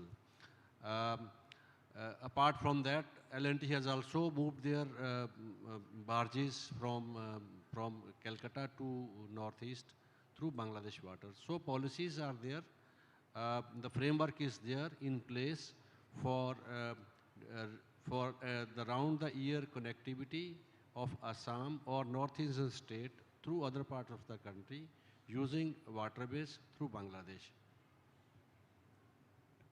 Thank you. Next question. Anyone has any question? Please raise your hands. Okay. So there is no question. So now the anchor can take over.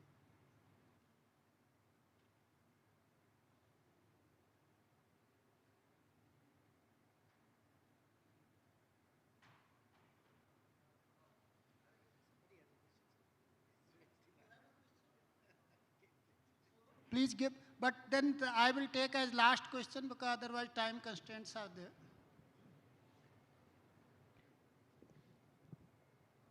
Hello. So very good morning. Myself Alok, I am from Nini, Bihar, Patna. It is basically body of the IWI. Sir, my question is this: as you told me that in inland vessels, about inland vessels and national waterways. So, sir, basically we are the future of, we are actually futuristic seafarers. So, sir, if we looking our future into the inland vessels, so what about those things, or what will be future of ourselves, you know? Like so many candidates are choosing foreign vessels instead of inland vessels. So how we see our future into the inland vessels? Okay. So, Mr. Suhail, would you like to answer? If I understand your question correctly, are you trying to ask about the competition of inland vessels to foreign vessels? Yes, sir. Okay. So, see, the government of India has just woken up to maritime and importance of maritime last year with the budget. And with this, now there is a huge traction of foreign technology owners like Korea, who have been champions of shipbuilding, Japan, Singapore, even the Russians, to actually come into India and develop vessels because they know that the kind of tonnage demand that is there in India, and forget about international, even the domestic demand is so huge, the gap is so big that these technologies will now come in. But having said that, the funding is going to start from April 2026. So everybody is right now just preparing their infrastructure, their joint venture agreements, the tie-ups, the designing to get into that. From 2026 to 2030, I see a huge, huge jump in terms of Indian maritime industry taking a leap to a level where all these foreign shipping lines or heavily invested or asset-heavy companies will definitely face competition from India. Because India is new and they are maybe halfway or already heavily invested. They will not have that same dynamism that we have today when we are building our ships. So I see that we are going to lead the industry 4 years down the line. Yeah. Thank you, sir.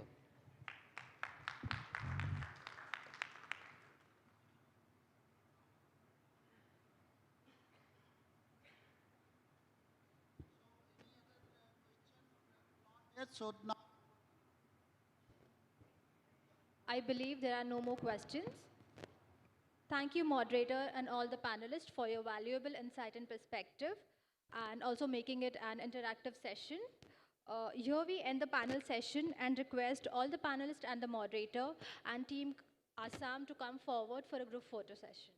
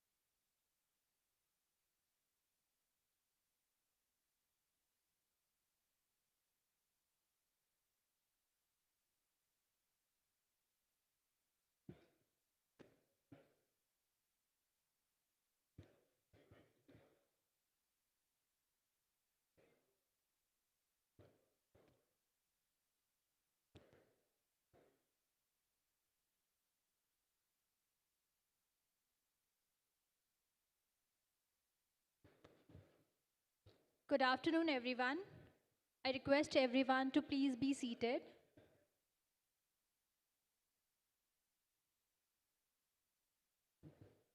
Distinguished dignitaries, esteemed leaders from government and industry, respected members of media, ladies and gentlemen, a very good afternoon. It is my privilege to welcome you to the Blue Economy Finance and Investment Forum session on Lending and Credit Solutions, a forum dedicated to advancing India's maritime infrastructure ambitions with innovation and partnership in maritime financing. The strategic partner to this session is National Bank for Financing Infrastructure and Development. This session is more than a gathering. It is a confluence of leading voices in maritime industry and maritime financing. Here, policymakers, global and Indian investors, port authorities, ship owners, multilateral institutions, foreign and domestic lenders come together to exchange insight, foster collaborations, and shape the roadmap for attracting capital into India's maritime sector. In doing so, we reaffirm our shared commitment to building resilient, inclusive, and sustainable maritime infrastructure for Maritime India Vision 2030 and Maritime Amrit Kal Vision 2047 for Viksit Bharat. To set the tone for today's deliberations, we are privileged to have Mr. Raj Kiran Rai Ji, Managing Director, National Bank for Financing Infrastructure and Development. Mr. Raj Kiran Rai is a banker with four decades of experience at leadership and institution building across the banking and financial industry. Prior to his work, he served as MD and CEO at Union Bank of India, which is one of the largest commercial banks in India, wherein he oversaw successful amalgamation of Andhra Bank and Corporation Bank into Union Bank of India. Mr. Rai has also served as Executive Director at Oriental Bank of Commerce and served on the board of several organizations, including Exim Bank. Mr. Rai has held key positions in his career, including Chairman of Indian Banks Association, contributing to the Bank of Board Bureau, and advising on training and development in public sector banks. He has also been conferred fellowship by Indian Institute of Banking and Finance for his contribution to the field of banking and finance. May I now invite Mr. Raj Kiran Rai to deliver his keynote address.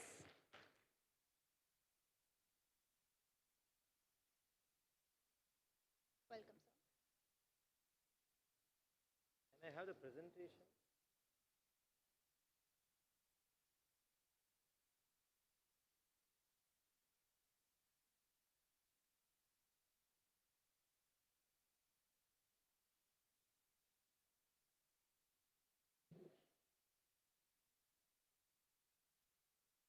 Very good afternoon. Welcome all of you to this session. And today we are seeing an idea overflow everywhere. So YouTube channels are full of, again playing out the discussions going on. And, India has seen these kind of interventions earlier in the last decade. We have seen it in the transport sector, which has done very well for the country. And then we have seen it in the energy sector. Like today, the renewable energy space and the energy space, what we have done, including transmission, is something phenomenal. So we have proved in the last decade that once we, decide on a particular sector to come in and do transformation, this is possible. I think this event is a precursor for shipping and the port industry. Hopefully, the next 4 or 5 years, we will be able to make a difference. So actually, I will just, do some context setting, because these are the themes which are not our areas, specialized areas.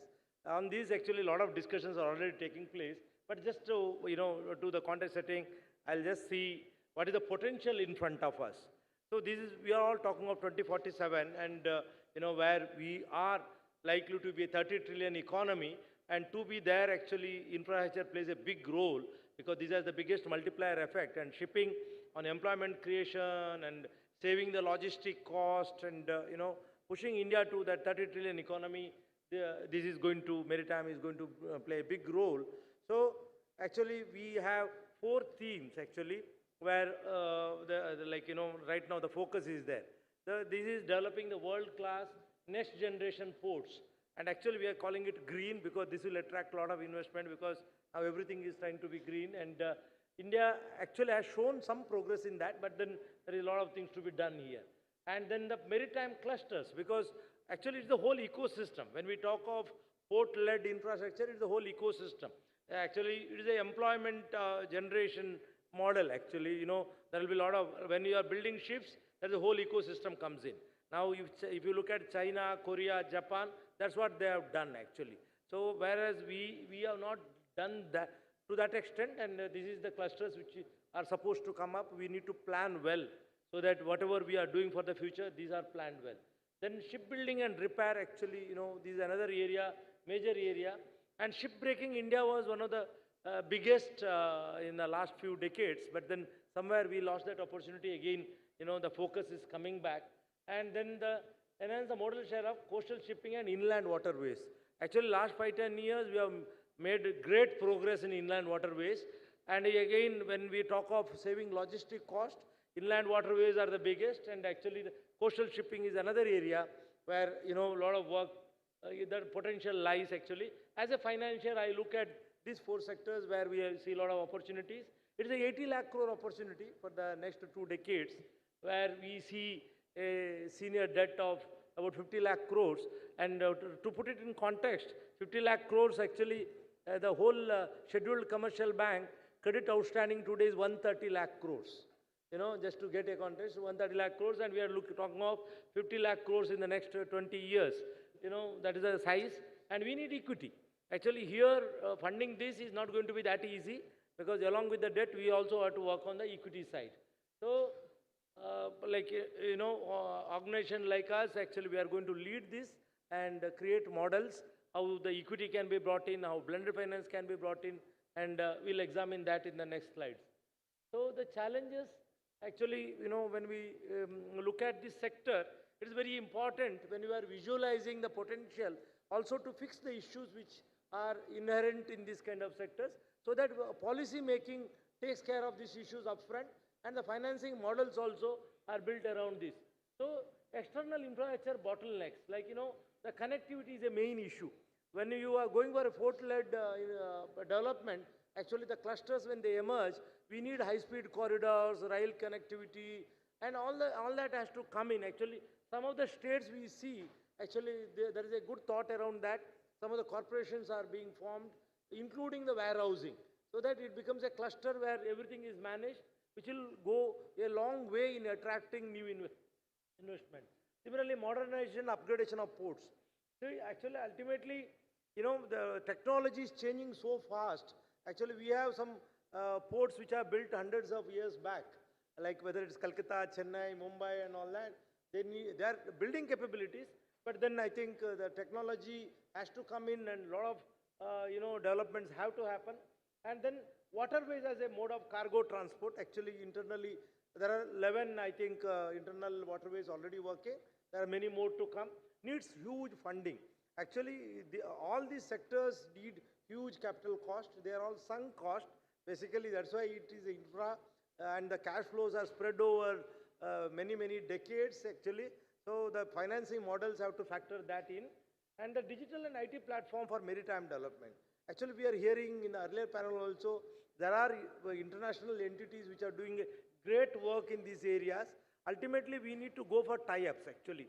There is no need to reinvent the wheel, actually, because so much of work is going on everywhere, and they will be very happy to share that knowledge, and we can provide them the business opportunities in India.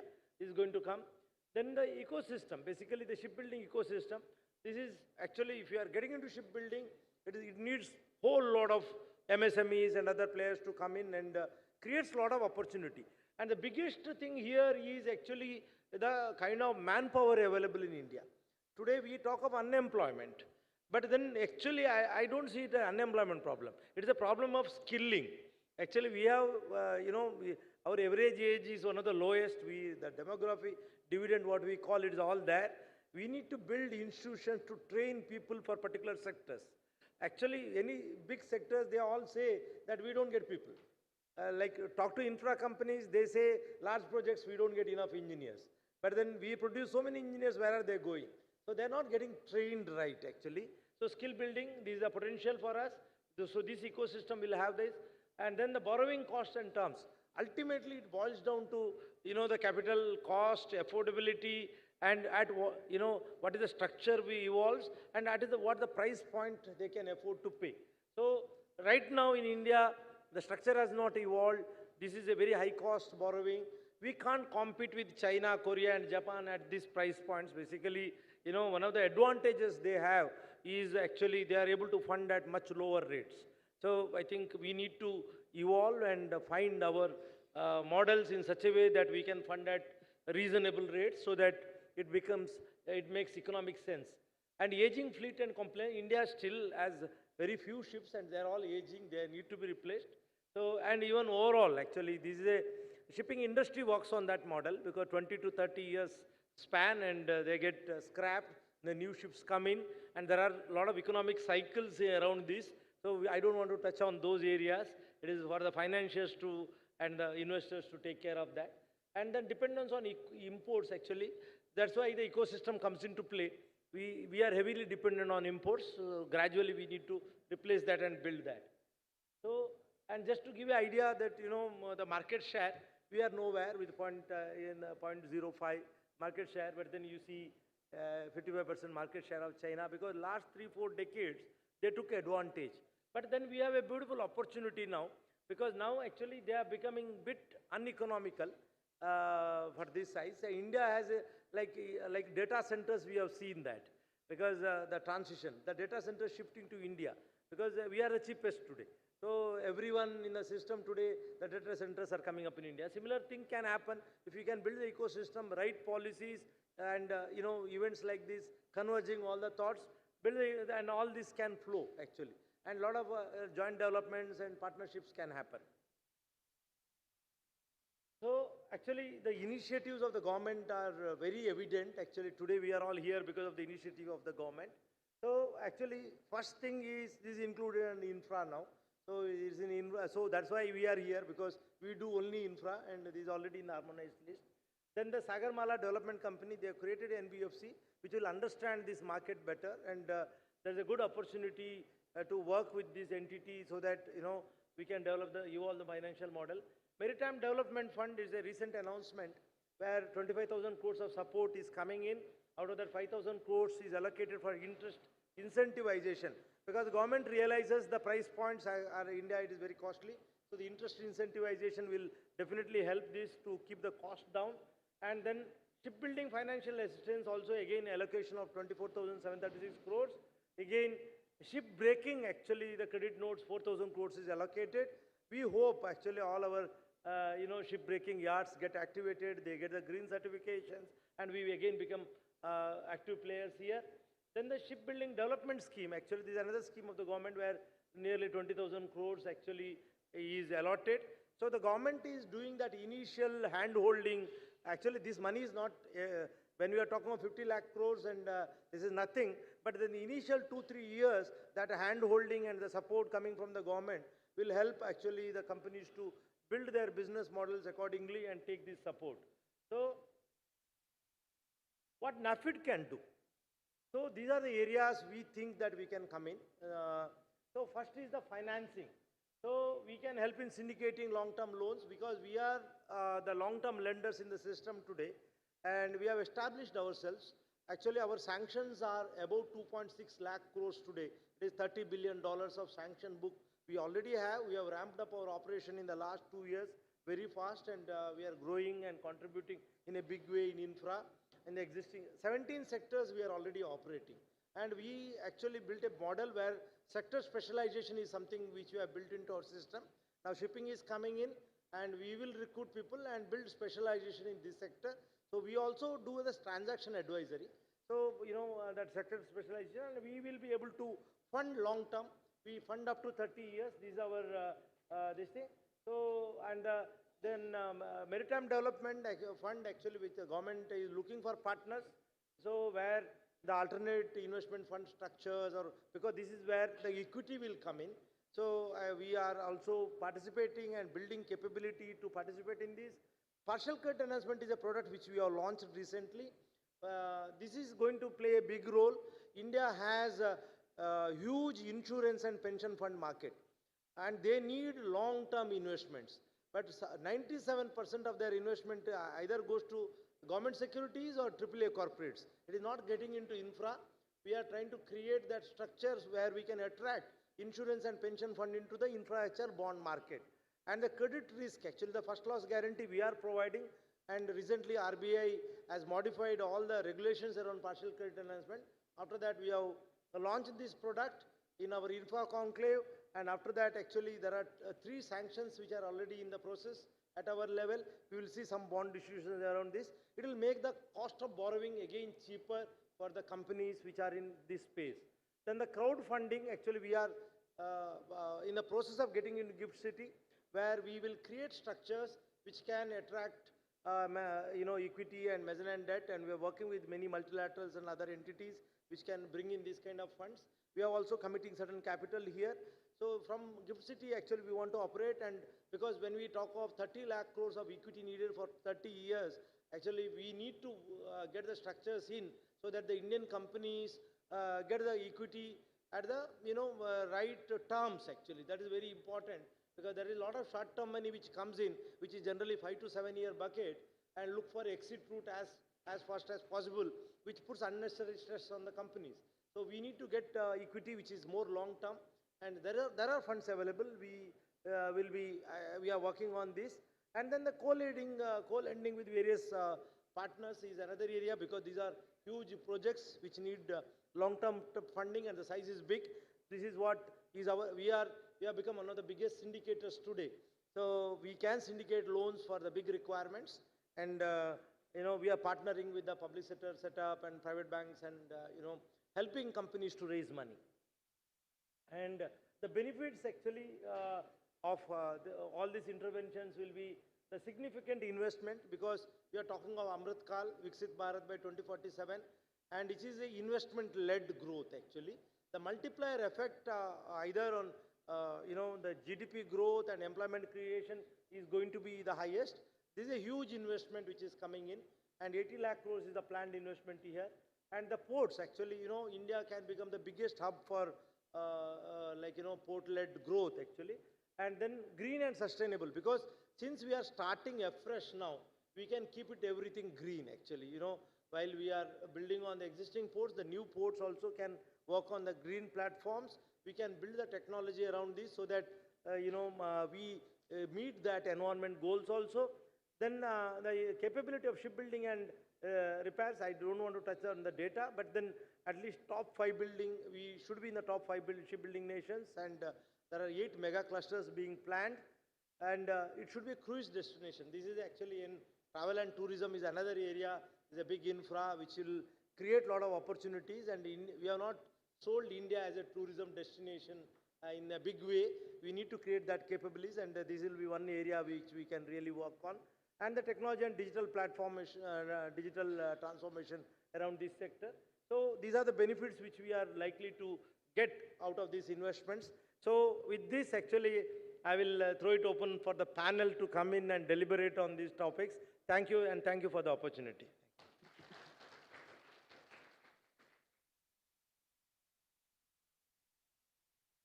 Thank you, Mr. Rai, for the thoughtful address. Your remarks have set a powerful context for today's discussion, highlighting not just the scale of India's infrastructure ambitions, but also the critical role of financing institutions in turning those ambitions into reality.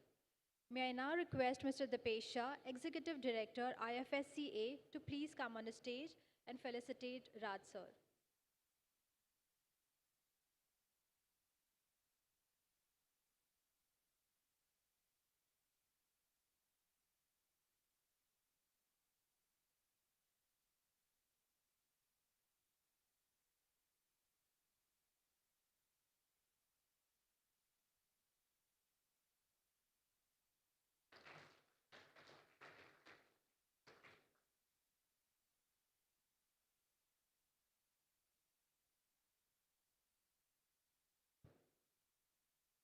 Moving forward, now we come to a special session, a fireside chat.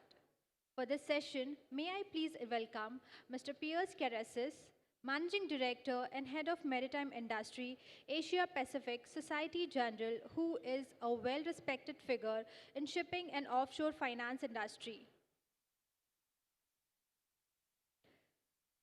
Mr. Piers is responsible for Maritime Industries franchise of Society General in Asia Pacific.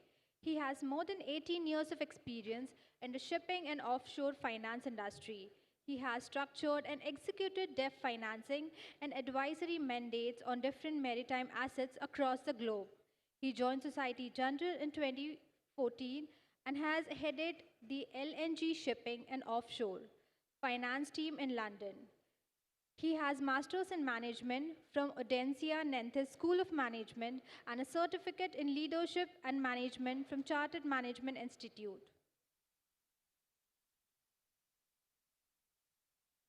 Please come on stage.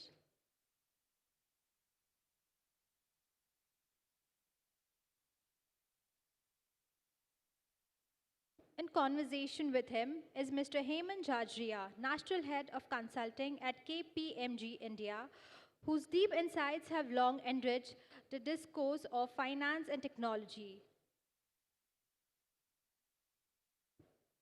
Mr. Hemant leads a consulting business for KPMG India, spanning management consulting, technology consulting, and risk consulting practices across 15 industry sectors. He has over 24 years of experience in business management and strategy consulting. He has advised many CEOs, board members on shaping their growth and transformation agendas, building new businesses and adapting to new frontiers such as Gen AI.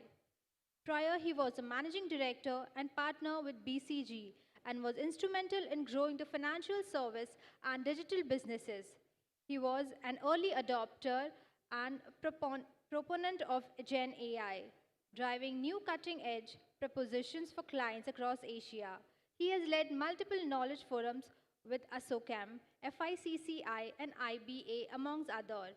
He is also a member of FICCI, NBFC committee and represented his views on digital fintech across multiple platforms.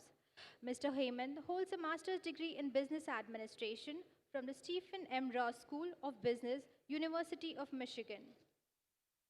Together, they'll reflect on the challenges and opportunities in developing maritime financing capabilities.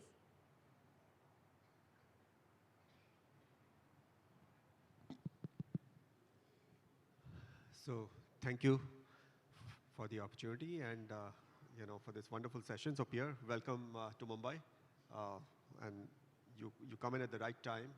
The weather is conducive. We are going to get into the best of Mumbai, and the monsoons have ended. So, I think a lot of focus over the last, I would say, 7-8 years on the entire maritime industry, shipping finance as an overall. And you spent, I will say, multiple lives at multiple banks doing shipping finance. So what do you see is the current sentiment among international lenders on shipping finance right now? Like, where is the global trend? Thank you, Hemant. Good afternoon, everybody. Thank you for having me. Thank you to the organizer and to the NAPFID team in particular. Thank you for organizing this event.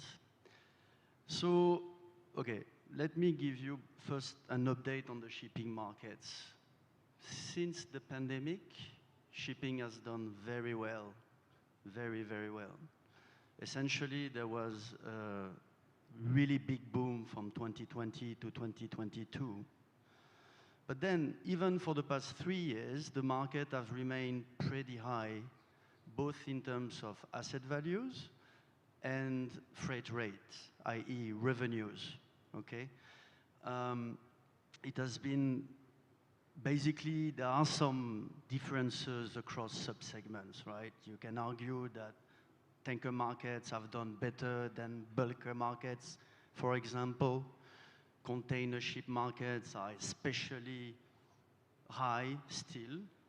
So you do have differences between the subsegments. However, as a whole, the industry is still on an upcycle, arguably at the end of an upcycle. So what does it mean for ship finance? Ship owners have made a lot of money. They have been deleveraging. They are now very healthy, very strong balance sheets in general, and also big liquidity.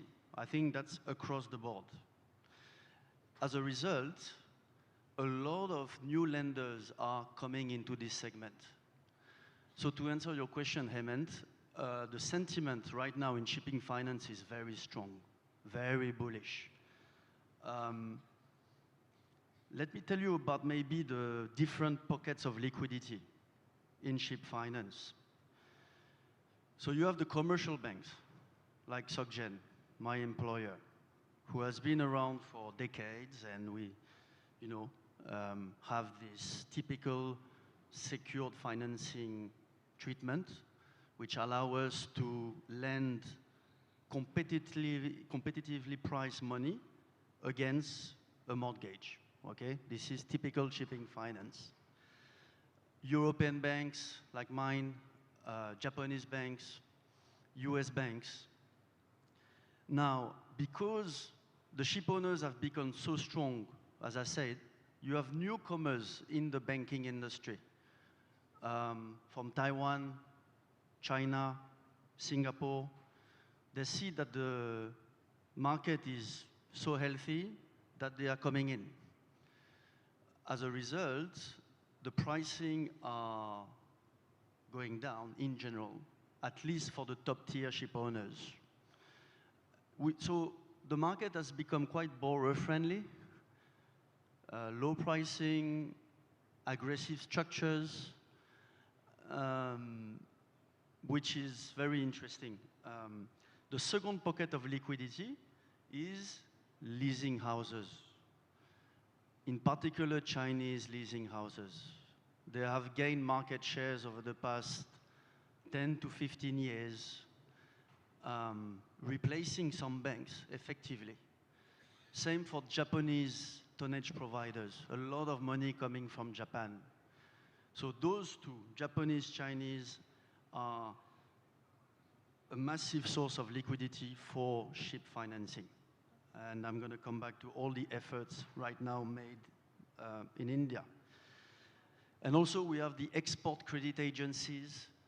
So these are sovereign institutions trying to support their yards and other industries. So you do have ECAs, as we call them, in Europe and Asia, guaranteeing banks to basically support the buyers of their industry, of their yards. So that's another source of liquidity because it basically enhances the terms given to the ship owners who are the clients of the yards.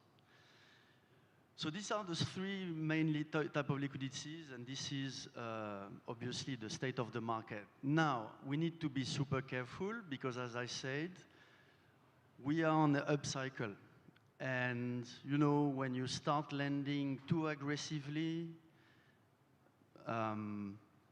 i.e. high loan-to-values, bigger balloons at the, is the residual risk at the end of the loan. This is when you can get problems. Because if the market goes down, if the value goes down, then, you are facing potential defaults. So, yeah, that's, I think, we need to be very careful. Interesting. So you're saying we are at a cusp of a cycle turn when it comes to shipping. And so I have a related question. It's historically one of the challenges has been to get real long-term financing with shipping because of the all kind of volatility, the difficulty to predict cash flows, and overall asset valuations, the way they fluctuate. So particularly given we are at the cusp of this turn of a cycle, how do you see what mechanisms can be used to secure long-term financing? Okay, So when you do ship finance, you have two main axes of analysis. Your first line of defense will be the corporate who owns the ship you are lending against. You know, as a banker, the first thing you need to know is to assess and to do is to assess the creditworthiness of the counterparty who will guarantee your loan. It's as simple as this. So how do we do this for a business which is so cyclical, as you say?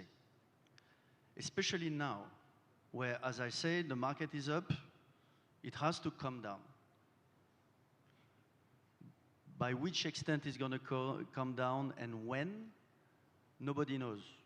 Even the most experienced shipping gurus cannot predict exactly how and when the correction will take place.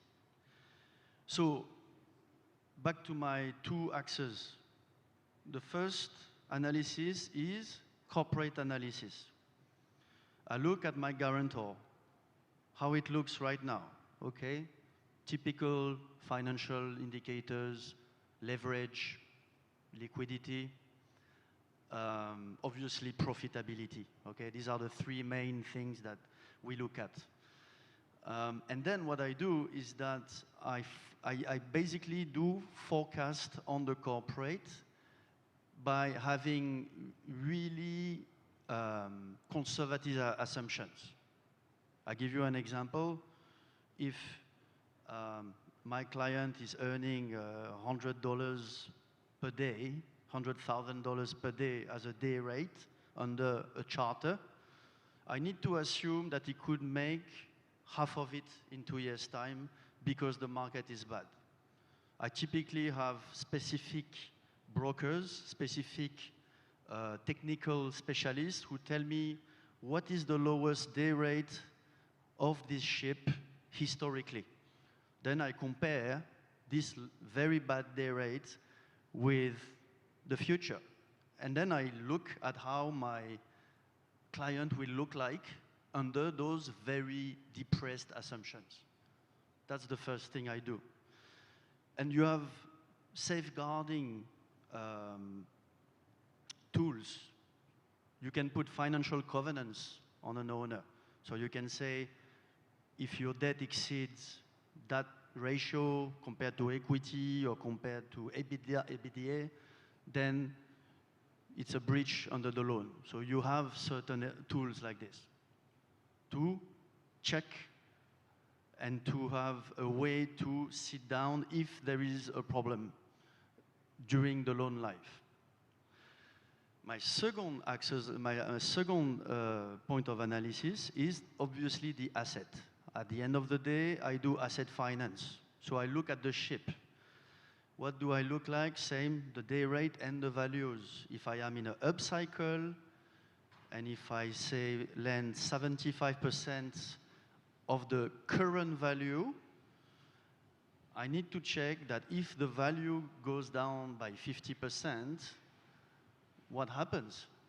Will my collateral be worth less than my loan? And that's a big problem, I tell you, because if you are too aggressive on the loan to value, then you are underwater, as we say for bankers, and then you have a problem because my regulator and my credit department don't allow me to have an under-collateralized portfolio. So we have to be very cautious, especially now. When values are high, you don't lend too much against the assets. Otherwise, you're going to have a problem in 2 or 3 years' time. You can even have some checks on this loan to value. Every year, we ask brokers to give valuation, and then we check what is the loan to value at that point in time. If suddenly the values is so bad that the LTV has shot up, you can always negotiate and say, okay, you need to top up some money or prepay the loan in order for the loan to value to go back down. So, sorry, I'm a bit technical, but essentially it gives you an idea about the hybrid aspect of this business. Corporate, asset. Especially in a cyclical business like this one, you have to take into account those two things. And one last thing before I go back to you, Hemant, is some banks in previous cycles got burned because they did not do that properly.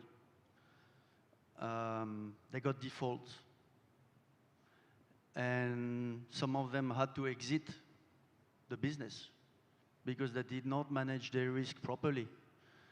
Touch wood, it did not happen to mine because we were more conservative, but it does happen. So very, happy to team up with local banks here in India to really try to not only access the business together, but also to apply those principles, learn from past lessons.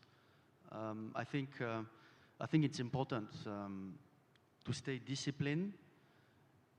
And the last point I'd like to make is, at the end of the day, if you deal with ship owners who have been through the cycles, they understand. People who suffered in the past are much better clients than the newcomers starting the business only in good days. That's a big lesson, and that's always something I keep in mind. That's why, the shipping industry is a bit, I would say personalized, because you have family-owned business, you have conglomerates, but at the end, my view is that if you want to be successful, you need to stick to people who have seen bad days, because they know that they should not over-borrow right now, and they know that we can negotiate if there is a problem, but we need to anticipate those problems. Yeah, it's always true. It's like people who have gone through credit cycles appreciate them, but you give them long enough time, even they tend to forget. So, sounds like classic credit management of asset financing with your covenants, managing the loan to value, keeping the discipline around it.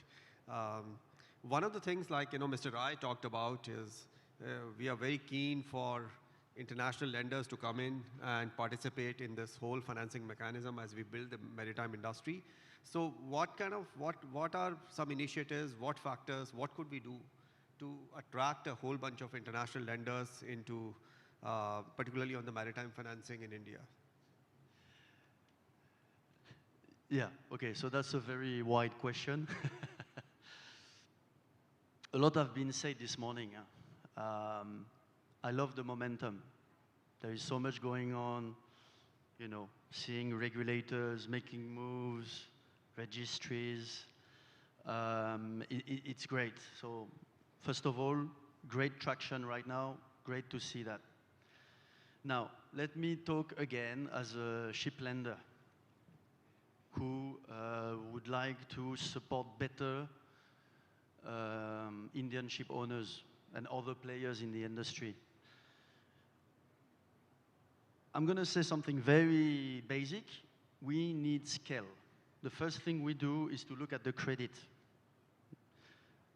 We need people who have capex, but also who have future cash flows. So in order to develop to strengthen this credit and attract more international lenders, I think cash flows is key. And I think it was mentioned this morning, in other countries I see long-term charters, right? For miners, for energy company. When a ship owner has 5 to 10 years charter, suddenly he can really attract a lot more funding and a lot more attractive funding. So one first answer to your questions, Hemant, is yeah, if there would be more support, more commitment from the client of my client, the energy companies, the steel producers, the miners, all the users of the ship, then it increases the bankability of the ships tremendously, because we are shifting more from a shipping type of risk from infra to infra. I support a lot of LNG ship, and LNG ships are like this. Long-term sales and purchase agreement, therefore long-term charters, therefore very good conditions for the ship owners in terms of loans. And I've got few more points, and sorry if I repeat a bit what has been said this morning, but the reality is that international creditors love stable legal framework. As I said, a lot is being done right now. When I hear that, you can register an Indian mortgage in 2 days now, it used to be much longer. When I see that the RBI has relaxed the rules of the external commercial borrowings, the Indian legal framework is definitely improving, and that's great to see, because I think in the past it was really a challenge for international lenders. I can say that Indian flag vessels are also okay in general. This is a widely recognized,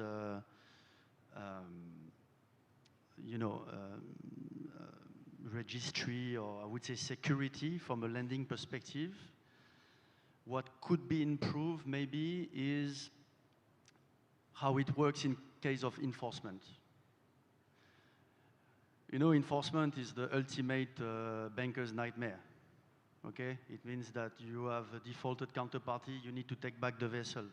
So I didn't face this in situation in India, touch wood, but essentially you have other jurisdictions in the world whereby you can go to a court where you arrest your ship, and essentially you can demortgage, you can enforce the mortgage straight away. I'm not sure this is the case yet in India.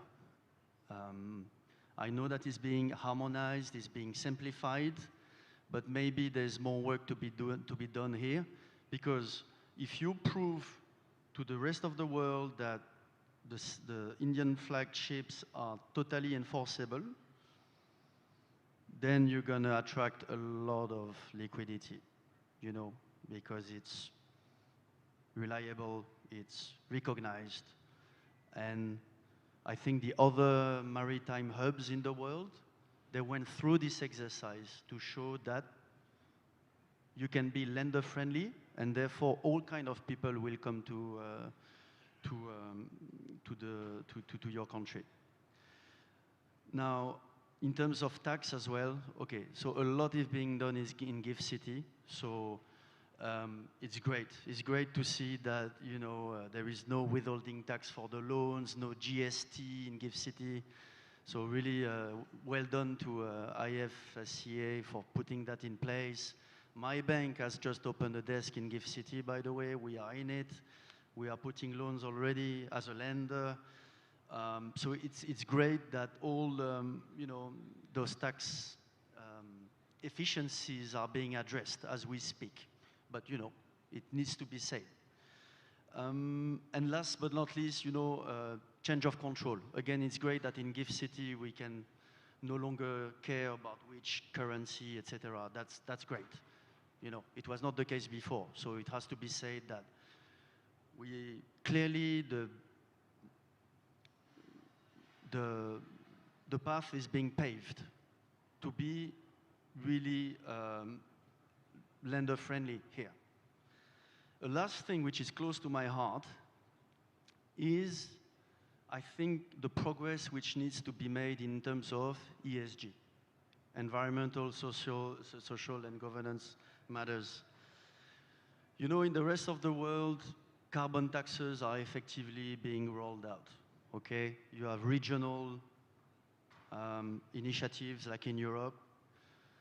Globally, the IMO got a bit stuck 2 weeks ago because there were some countries not basically approving the carbon tax, but it will come. It now is delayed, but it will come. How many more minutes? Okay. So my point is, I think the Indian maritime industry needs to anticipate this, okay? I know right now there is a lot of, we're talking about developing the shipbuilding industry, the ship leasing. So I know there is a lot of work streams to develop this business, and you are doing very well. But one cannot ignore the fact that sooner or later there will be a carbon tax globally, and maybe Indian ship owners could be incentivized by certain tax benefits for certain, I would say, ESG-friendly initiatives. Let me give you an example. Retrofits, and this is something that Indian shipyards can do, by the way, retrofits. If the authorities are giving tax breaks or even subsidies for owners to retrofit their assets, whether this is in Indian yards or other yards, that could be very efficient, okay? Because if the Indian owners are retrofitting their assets and lowering the emissions of their ships, a lot more money will come into the country. It's obvious. International lenders are looking at more modern assets or efficient assets. It's a basic statement, but I need to say it again. So if you have initiatives to make the fleet more efficient, which is retrofitting, as I said, or ordering new builds, obviously, then I think it can attract a lot more money from the international market. No, thanks, Pierre. We are running out of time, but I think great insights. And the one thought that I'll carry is we need to continue to be more lender friendly in the shipping finance arena for us to really get a whole lot of international players to participate in this initiative. So thank you so much. Thank you.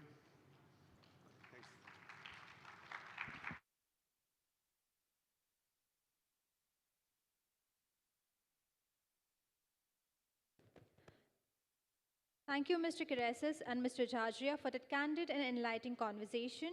Our perspective have deepened our understanding and set the stage for discussion that will follow.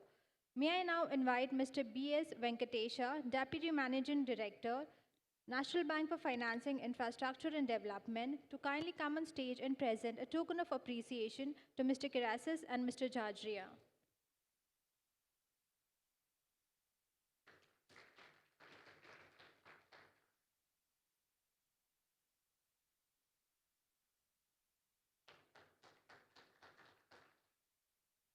I request you all to please step forward for a group photo session.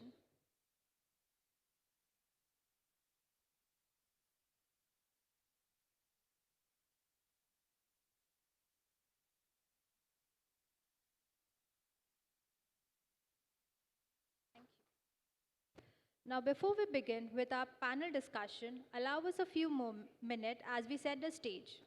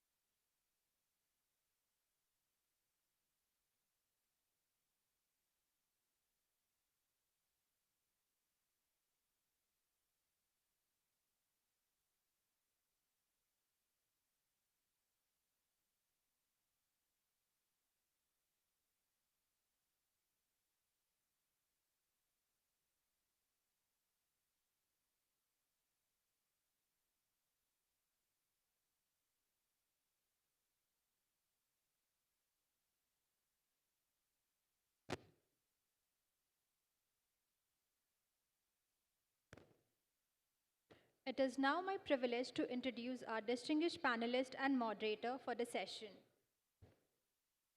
I invite our first panelist, Mr. Ashok Sharma, Deputy Managing Director, Chief Credit Officer and Chief Sustainability Officer, State Bank of India. Mr. Sharma, in his current role, looks after setting up policy direction both in the area of credit as well as ESG and oversees the credit approval across the bank. May I now invite our next panelist, Mr. Samuel Joseph Jebraj, Deputy Managing Director, LPF, National Bank of Financing Infrastructure and Development. Mr. Samuel Joseph Jebraj joined the Board of National Bank for Financing Infrastructure and Development as Deputy Managing Director in April 2023. Prior to this, he was Deputy Managing Director on the Board of IDBI Bank from September 2019 to April 2023. Prior to IDBI Bank, he was with Exim Bank for over 21 years in various capacities. Last being Chief General Manager, Mr. Samuel has over 33 years of varied bank experience. He was part of the turnaround team in IDBI Bank. I welcome Mr. Devki Nandan, the whole-time Director, JSW Infrastructure Limited, as our next panelist. Mr. Devki Nandan is a distinguished leader in maritime and infrastructure sector with nearly 3 decades of experience in Asia and Europe. He presently served as whole-time director at JSW Infrastructure Limited. Previously, he has served as director at AP Moller Marks Group and held leadership role in Navigate Group London and Philips Electronics India Limited. He is the chairman of Indian Maritime Centre, one of the largest maritime body and federation of Indian Maritime Centre. He is also president of Indian Private Ports and Terminal Association. He is also working in close coordination with Government of India and Niti Aayog in developing new policies at maritime sector. May I now invite our next panelist, Mr. J.K. Gupta, Chief Financial Officer, JM Baxi Group. He has over 40 years of experience in steel, media, IT and port infrastructure, with 18 years in Tata Group and 4 years in JM Baxi Group, and also raised 1,000 crore financing equity in debt. Now I invite our moderator, Mr. Ramesh Singhal, CEO, iMaritime Consultancy Private Limited, to please join us on the stage. Renowned for his sharp analytical approach and market insight, Mr. Ramesh Singhal is widely acknowledged as a thought leader in maritime finance and capital markets. Mr. Ramesh brings over 2 decades of expertise in maritime sector, economics, investment analysis and financial advisory. This panel will explore the major gaps in India's current maritime financing ecosystem and interventions needed, designing bankable credit structures for India's ship owners and manufacturers and innovative de-risking mechanism. The stage is all yours, Mr. Singhal.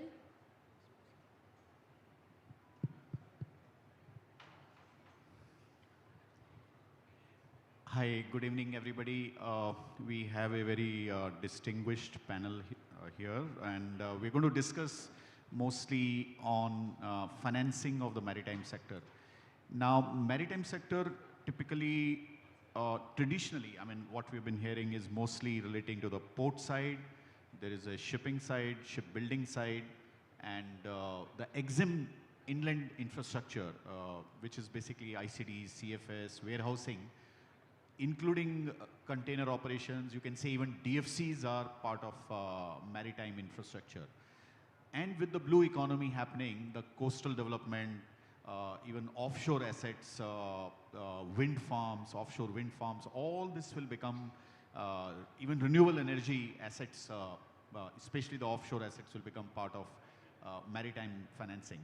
So we'll try to take up many of these asset financing and the way these financings are done through our distinguished panelists.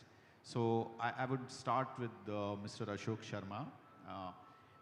You know, State Bank, of course, has been the largest lender in the country, and I know you used to run a shipping desk in World Trade Center.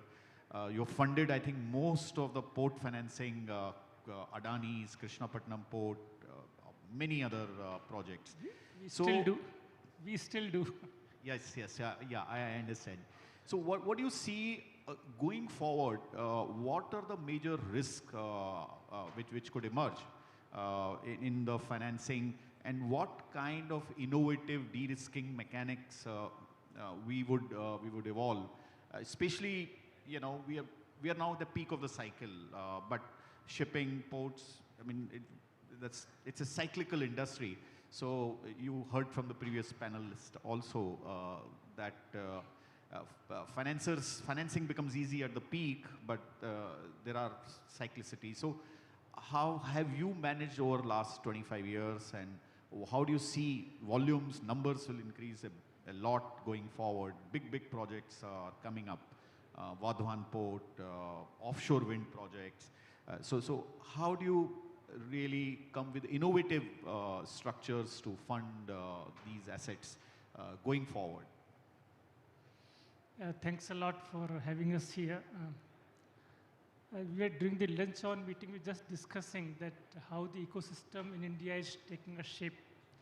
I was just looking at one number before I come to how the SBI is doing it. So we spend 75 billion of money on freight every year. So if you do a simple EMI calculation, for every 100 billion, the EMI for 20 years at 10% is 1 billion. Simple. So with 1 billion of EMI, I can borrow 100 billion. So with 75 billion of EMI, how much I can borrow? 100 into 75. There is 7.5 trillion. So money is there. How do we sit together, design it, and make this whole thing work? So the dearth of money doesn't exist. Coming back to, so our share in the port funding is 50% as on date. Our share in the infra funding is roughly 31% from the banking. So what we have been seeing is, as the previous colleague, when we were discussing the shipping lending activity, those of us who are part of shipping need to understand a little more how the industry works, what are the risks inherent in the industry.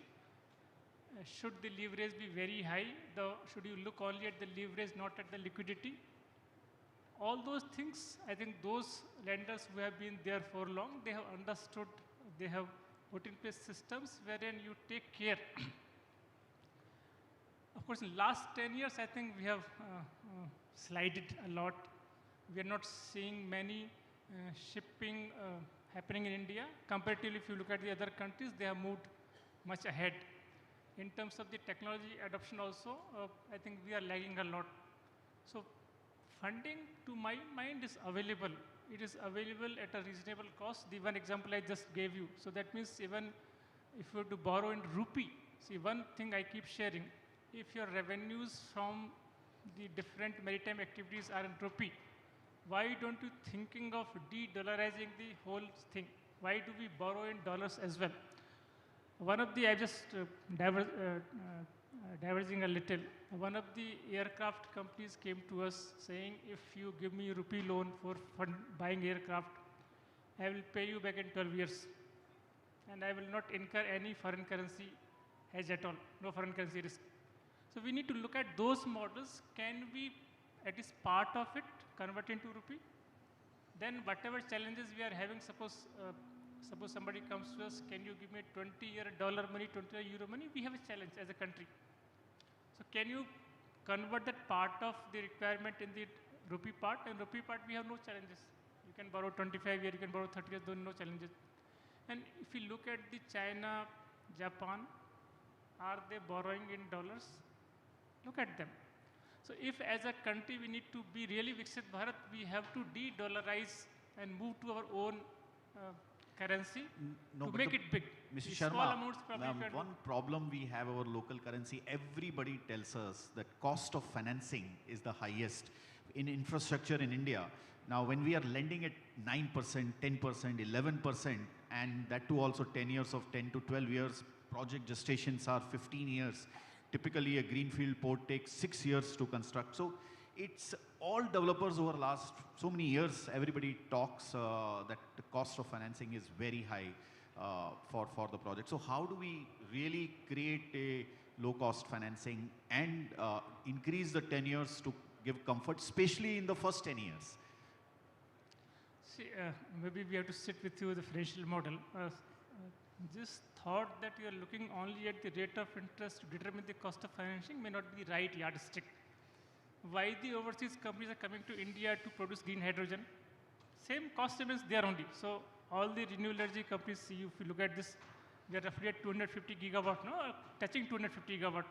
So even 200 gigawatt, 5,000 crore per gigawatt, 10 lakh crore, and 10 lakh crore, 75-25 means 7.5 lakh crore, 7.5 trillion INR has already been given out.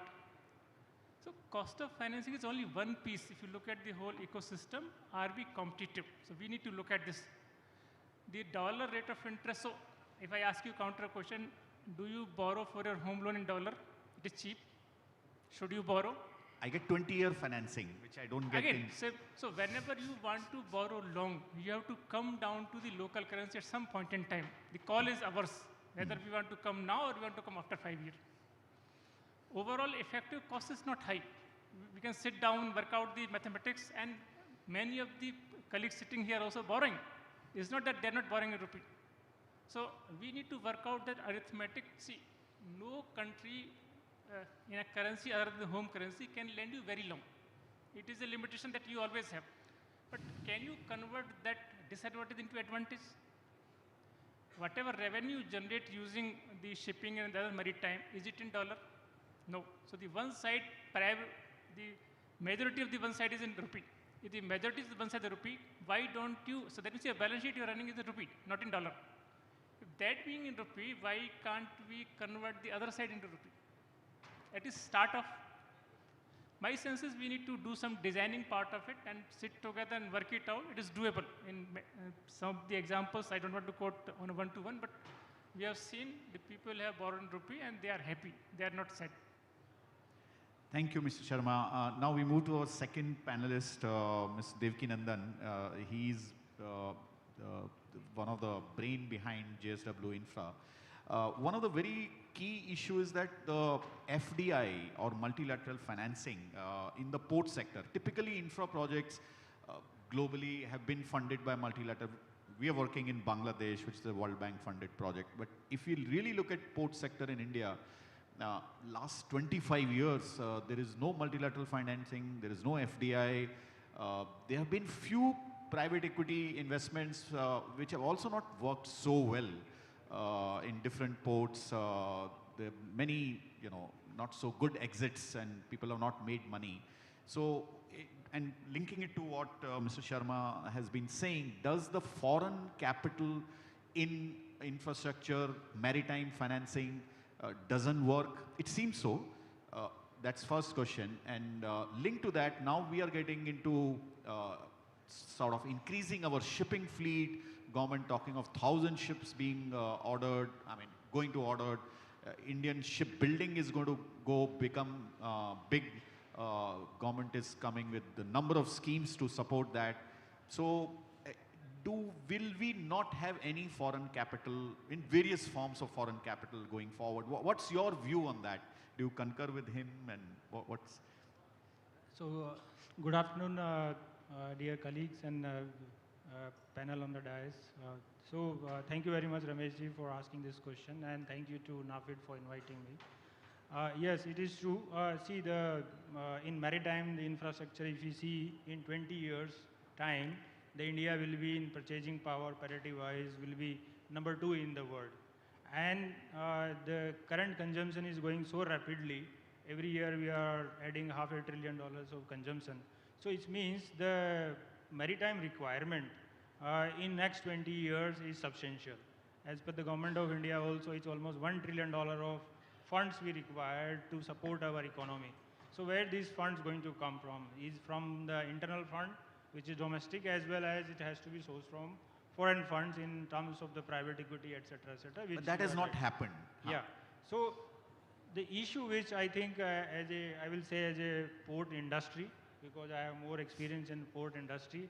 So generally the financing which is available abroad is in terms of 5 to 10 years, while the projects require for 30 years long financing. So this is the first issue. When we bring the capital from foreign, because I have been discussing with, involved a lot of discussion for multiple time. So the foreign, if they require 10% returns, out of that they add currency risk premium and country risk premium. Those two again becomes 5% more to 6%. So they require 16% of return they are looking for, which is very difficult to find in the projects like us. The another issue is in the concession agreement or projects which we have right now, many of the terms are very vague, and that makes the foreign player in such a situation that they are one-sided terms. So if we finance you now, then what happens if the concession agreement get terminated? So these are some of the real issues which I am speaking from from my own experiences. There's one more issue which we have is the trust and credibility of the promoters as well. Because many times in the past, and this has to do with the legacy issues, whenever some private equity is invested in India, which you have rightly mentioned, not been successful, is because now, because of that experience, now many people are fear about it.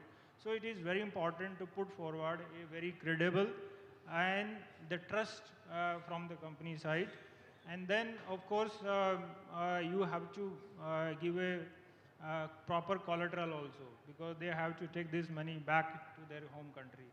So what we can do, there is a solution also, and as a JSW infrastructure, I'm glad to say we have raised $400 million of sustainability linked bond, which was oversubscribed many, many times, and we are now listed also. So we have been very successful. So there are a few things which I suggest is a solution for that one.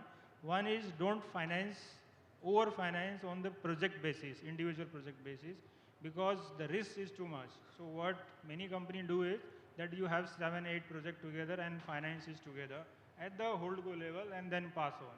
This could be the one way to do it.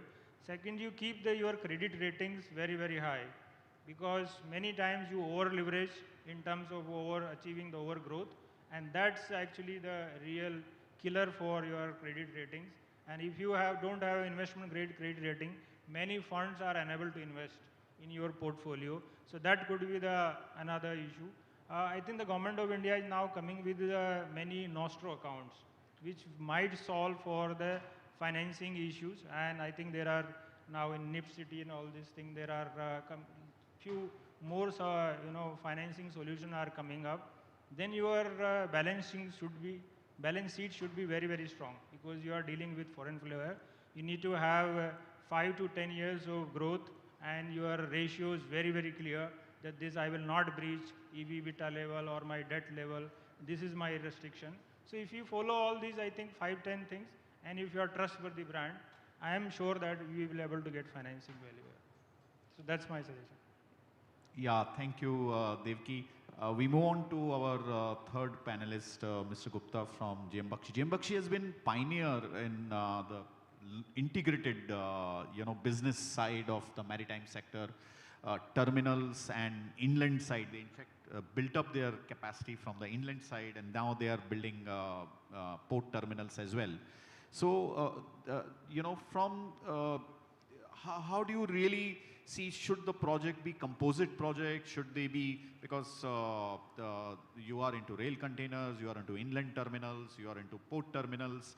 So how do financiers look at these composite projects? Has it been difficult to explain to them this kind of composite nature? Because going forward, all large companies are getting into composite projects, where they are building inland capacity, they are cutting into the port capacities, and including the rail movement, container rail movements, etc. So how easy or difficult it has been financing these kind of projects? Thank you, Ramesh, am I audible? Thank you, Ramesh, for giving me this opportunity. Yes, GM Bakshi Group is an integrated group, and we have invested both in waterside facilities as well as landside facilities and connectivity in terms of rail network. My belief and my experience so far in financing of our assets has been that all these integration possibilities are actually presented to the lenders as synergy benefits and the de-risking of an individual assets. At the end of the day, lenders are still financing the individual asset, because so far as GM Bakshi is concerned, we are mostly in the brownfield projects. Most of the investment is happening at the SPV level.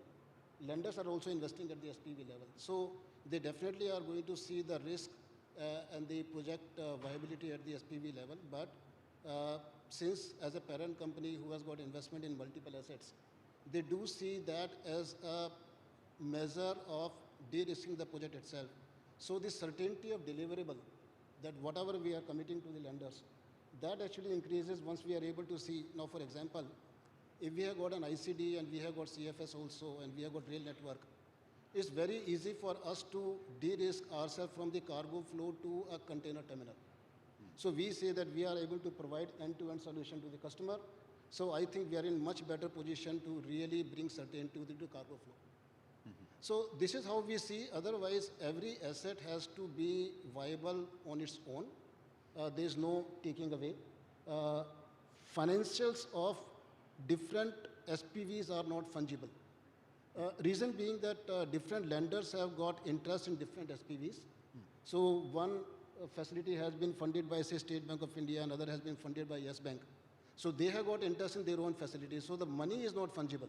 You can't really move money from one place to another place, other than going through the dividend route and paying taxes and all that. And dividend is also not easily payable, especially in these kind of assets where for first 10 years you forget about paying dividend. Because you go through the gestation period, you break even, you have got enough money to distribute and after servicing debt and all that stuff. So yes, integration does help in terms of de-risking and providing a credit story. And this also helps us in getting a good credit rating. So initially that used to be a challenge to get a good rating of, say, in A or A plus of a standalone asset which does not have a track record of performance. But if you have got the history of delivering on the projects and the project is sponsored by an entity which is financially sound, it becomes easy for us to obtain that rating. And the rating is a comfort to the lender in order to justify fine pricing. So far as we are concerned, I think we have been greatly successful reaching out to the lenders. While we do agree that infrastructure project definitely requires some 22 years of funding, and that's not easily available in the Indian market. That for long-term funding is very, very limited number of institutions that who are able to provide. So yes, there is a dearth of that, but we have been actually successful in reaching out to the lenders and creating an attractive story. We have been able to get funds at very reasonable price. In fact, you raised a point about cost of funding, about domestic funding and international funding. Actually, we have got experience of both.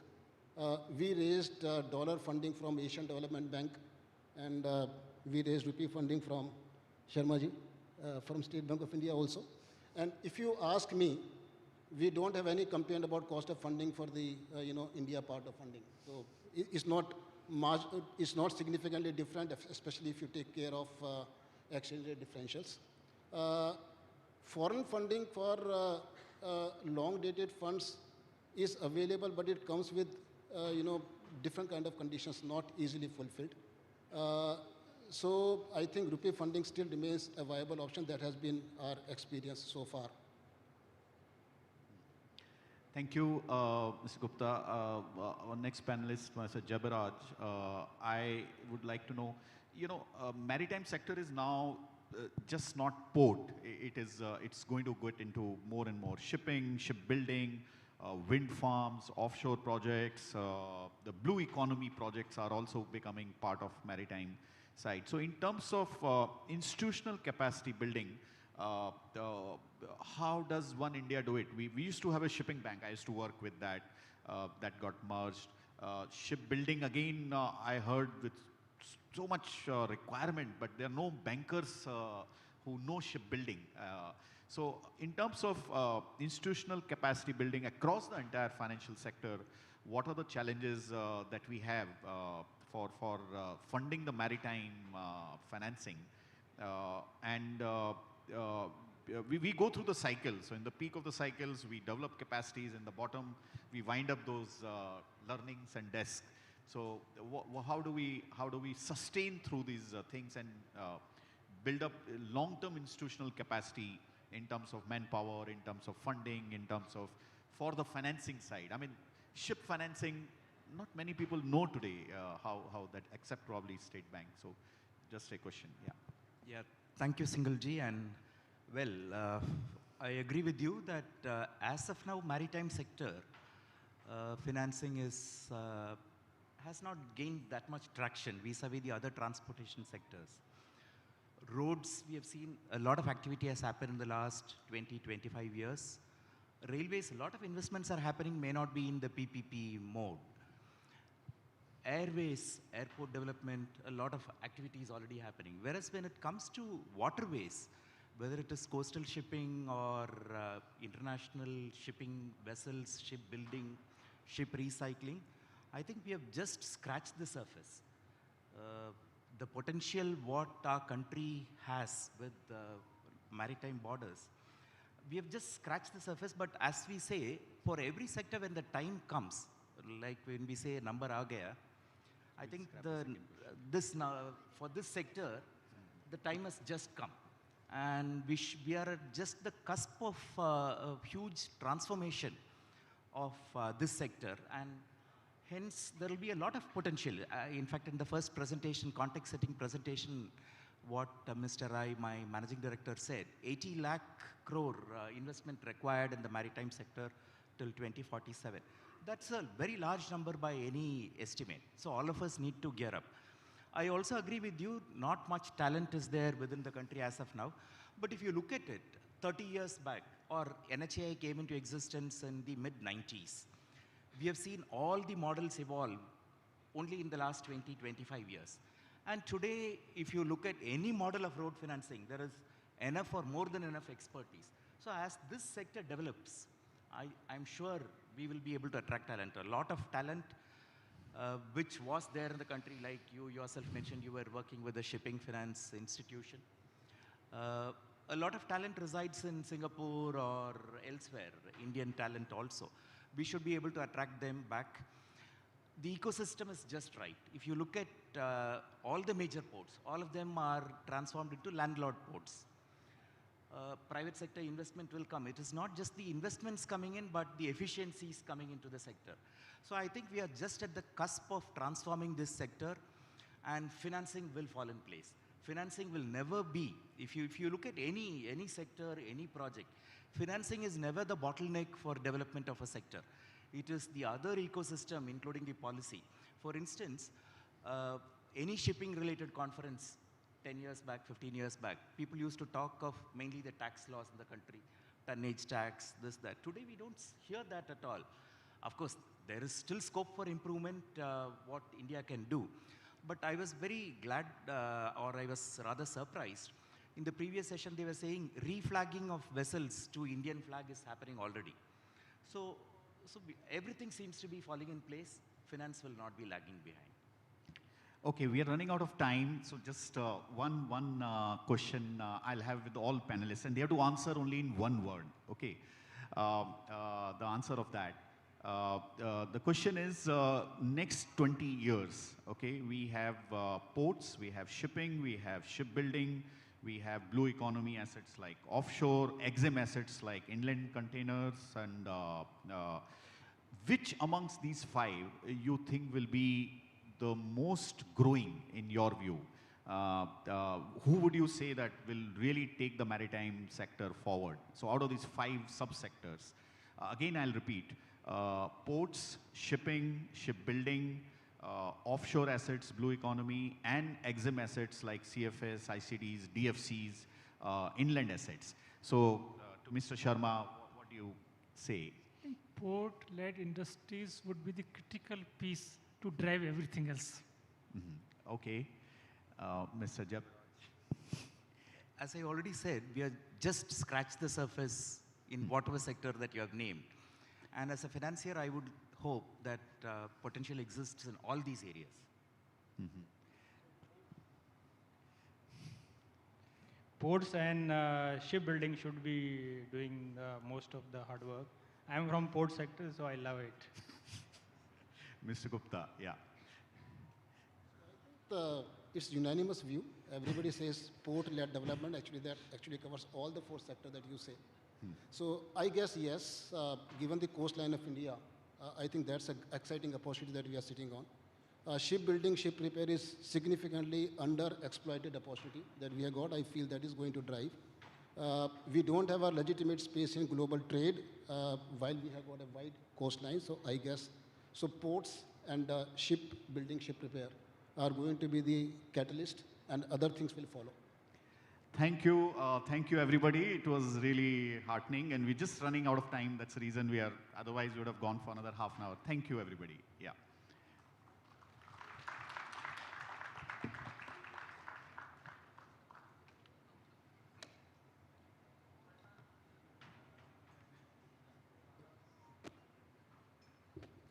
Thank you to our panelist and moderator for such an engaging and insightful discussion.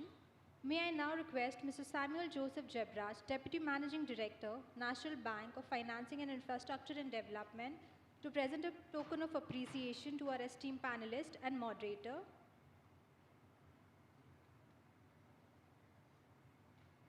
Mr. Ashok Sharma. Mr. Ashok Sharma, please step ahead.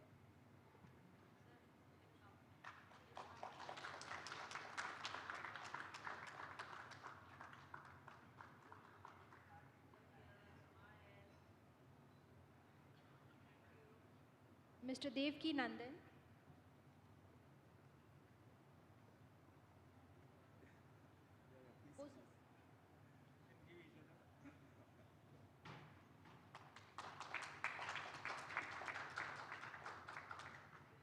Mr. Ramesh Singhal.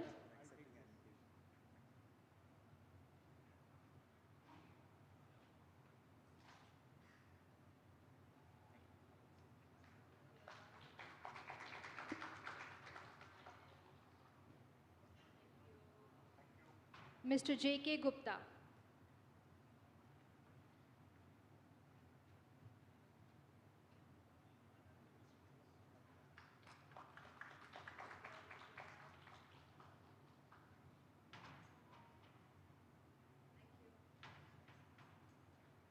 I request Mr. Dipesh Shah, Executive Director, IFSCA, to come on stage to present token of appreciation to Mr. Samuel Joseph Jebraj.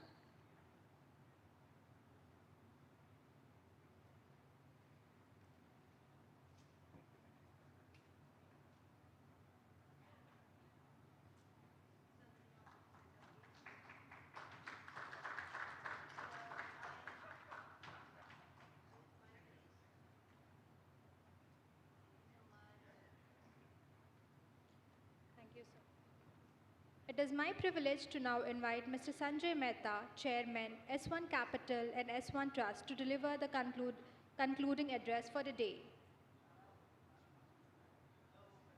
Mr. Sanjay Mehta is the Chairman of Mehta Family Trust Fund, S1 Trust, and is Chairman, Proprietary Asset Manager, S1 SARL, based out of Geneva and London. Mr. Mehta is an investor and C-suite leader with global business experience. His core competence is in proprietary fund management, investments, large M&A transaction, public company boards, and investment trust. In his role as chairman of S1, he manages a multi-assets investment portfolio with investment focus on social and environment-driven impact investing, technology, energy transition, zero-emission mobility.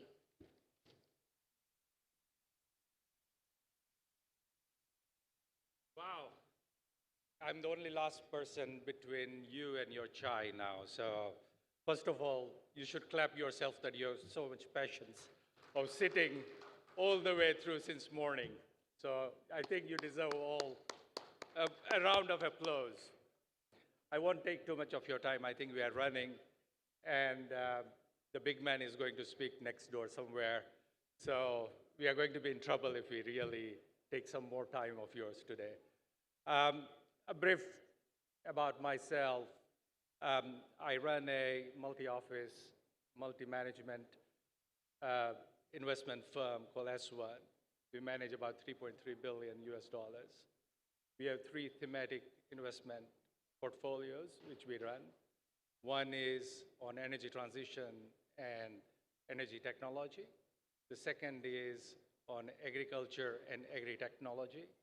And the third is in terms of education and education technology. Last year, we raised a fund called NEO, which I'm representing as a managing partner today. We have raised $500 million of equity with a total firepower of $1.7 billion to invest in ships, new building ships, which are dual fuel ships. The focus is in terms of our limited partners who have invested, who are large insurance companies and pension funds in Europe, is in terms of demonstrable deliverability of greenhouse gas reduction in ships. And the whole transition related to energy is very much pivotal in terms of some of the hard-to-abate industries which have requirement to reduce their scope 2 and scope 3 carbon reduction, which is primarily the steel industry, the refinery industry, and some of the new kind of products which are being developed like green ammonia and blue ammonia transportation, and also in terms of sustainable aviation fuel.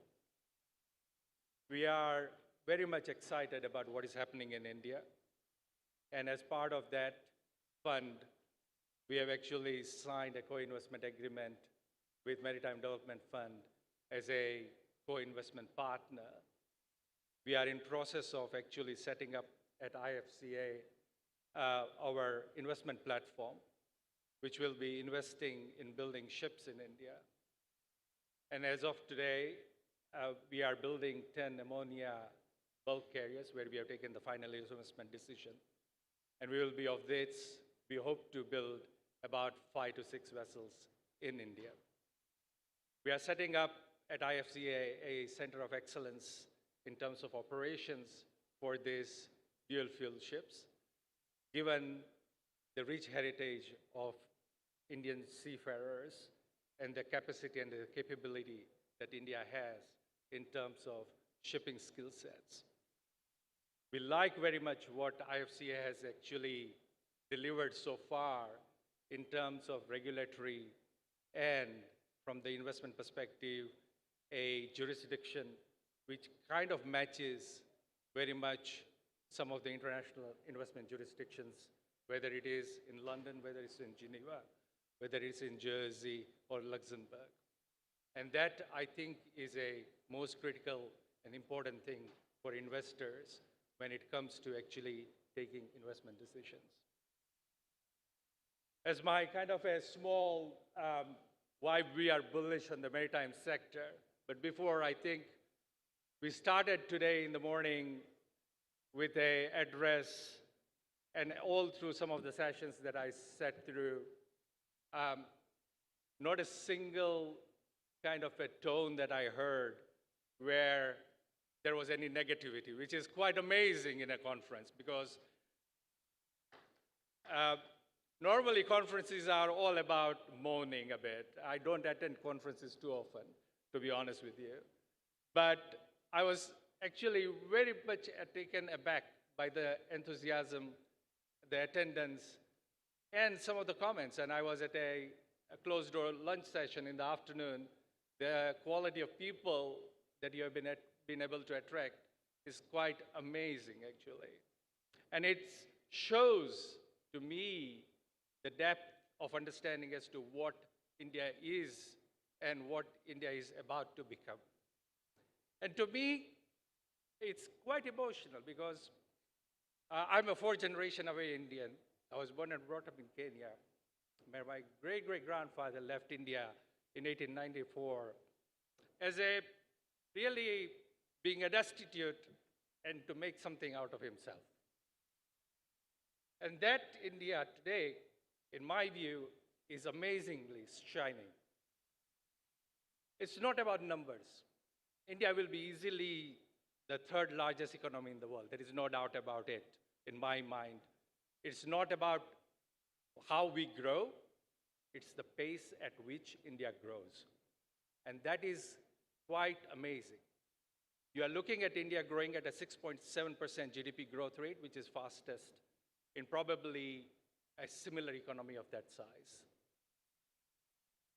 Having said that, the most important thing, if you think about as a nation when it is growing, is to its ability to secure its shipping lines, secure its territorial integrity, and secure its ability to have a naval defense, which is so integral and critical in terms of sustaining that growth and creating that momentum in the economy.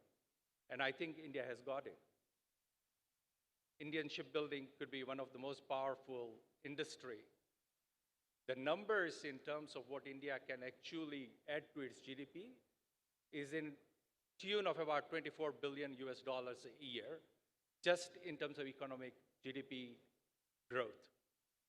And that's not a small number.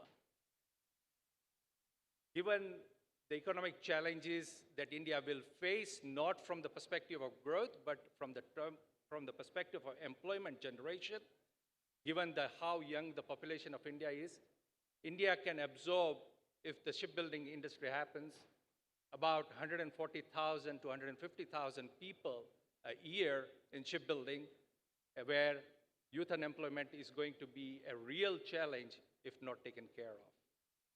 And that, in me, believes that India is going to be the right destination to take that lead in terms of shipbuilding. And it is at the crucial crux, in my view, that India is currently, both from the global shipbuilding industry perspective, but also from the perspective of how we see the geopolitical winds blowing. If I can just evolve you in terms of looking at what is happening in the shipbuilding industry, we are at the cusp of actually taking a leap change in terms of technology as to how ships are going to be built, both using modern manufacturing methods, where it is not anymore a labor intensity, which counts, where China and Japan actually really excel in terms of using the lowest cost of labor. So if you think about how shipbuilding has evolved, Japanese were the masters in terms of building when they had, after the Second World War, the cheapest cost of labor. Korea took after them when they had the cheapest cost of labor. Today, China is building almost 60% of the world's fleet every year just because they have a labor cost advantage, plus the significant infrastructure that they've created in terms of building ships. And that, in my view, that paradigm is shifting, where labor is not the biggest cost component in shipbuilding. It's the technology. And particularly given the emphasis and the tailwinds with regulatory regime in terms of greenhouse gas emission and CO2 emission in shipping, the new technology in terms of dual fuel requirements, where no country has an advantage today, India can take an advantage and actually focus on value-added, high-end shipbuilding. And that's where we are quite bullish about India as to why India will succeed in terms of you. It's not yet there. The competitiveness of building ship in India versus compared to China, which is the only thing a ship owner or a new investor makes a decision on, India is still not competitive in terms of price terms. But I think given where the Prime Minister's vision is set and the ability to deliver on that vision through various actions which are being taken, both from legislative perspective, from financial incentive perspective, we think it might just get there over the next 6 months or 8 months. And hence, we are quite bullish on India as to why we would want to come and build ships in India. And lastly, I will leave you with a note that the most critical ingredient if you want to become, and India wants to become Atmanirbhar, as they call it, or Viksit Bharat, as they call it, in terms of its development, there is no choice, but India has to become one of the largest shipbuilding nations in the world. Thank you very much for your time and patience. And thank you very much for standing around. Thank you.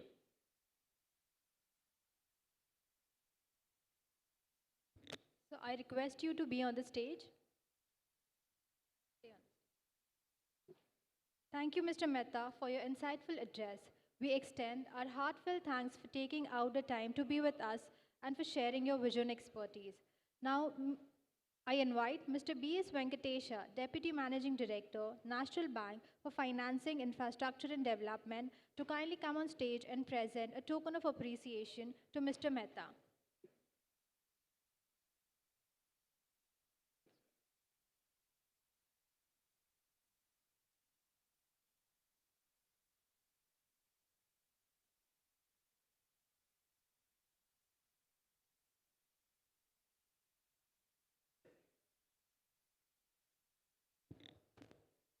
On behalf of the National Bank for Financing, Infrastructure and Development, we sincerely thank all our distinguished speakers, panelists and media and participants for joining us at this session. Today's discussion have highlighted India's maritime infrastructure growth agenda, innovative models in maritime financing, and the role of policy in unlocking investment potential in maritime sector. Your engagement has made this session a meaningful and impactful platform. With this, we conclude the Blue Economy Finance and Investment Forum. Thank you once again.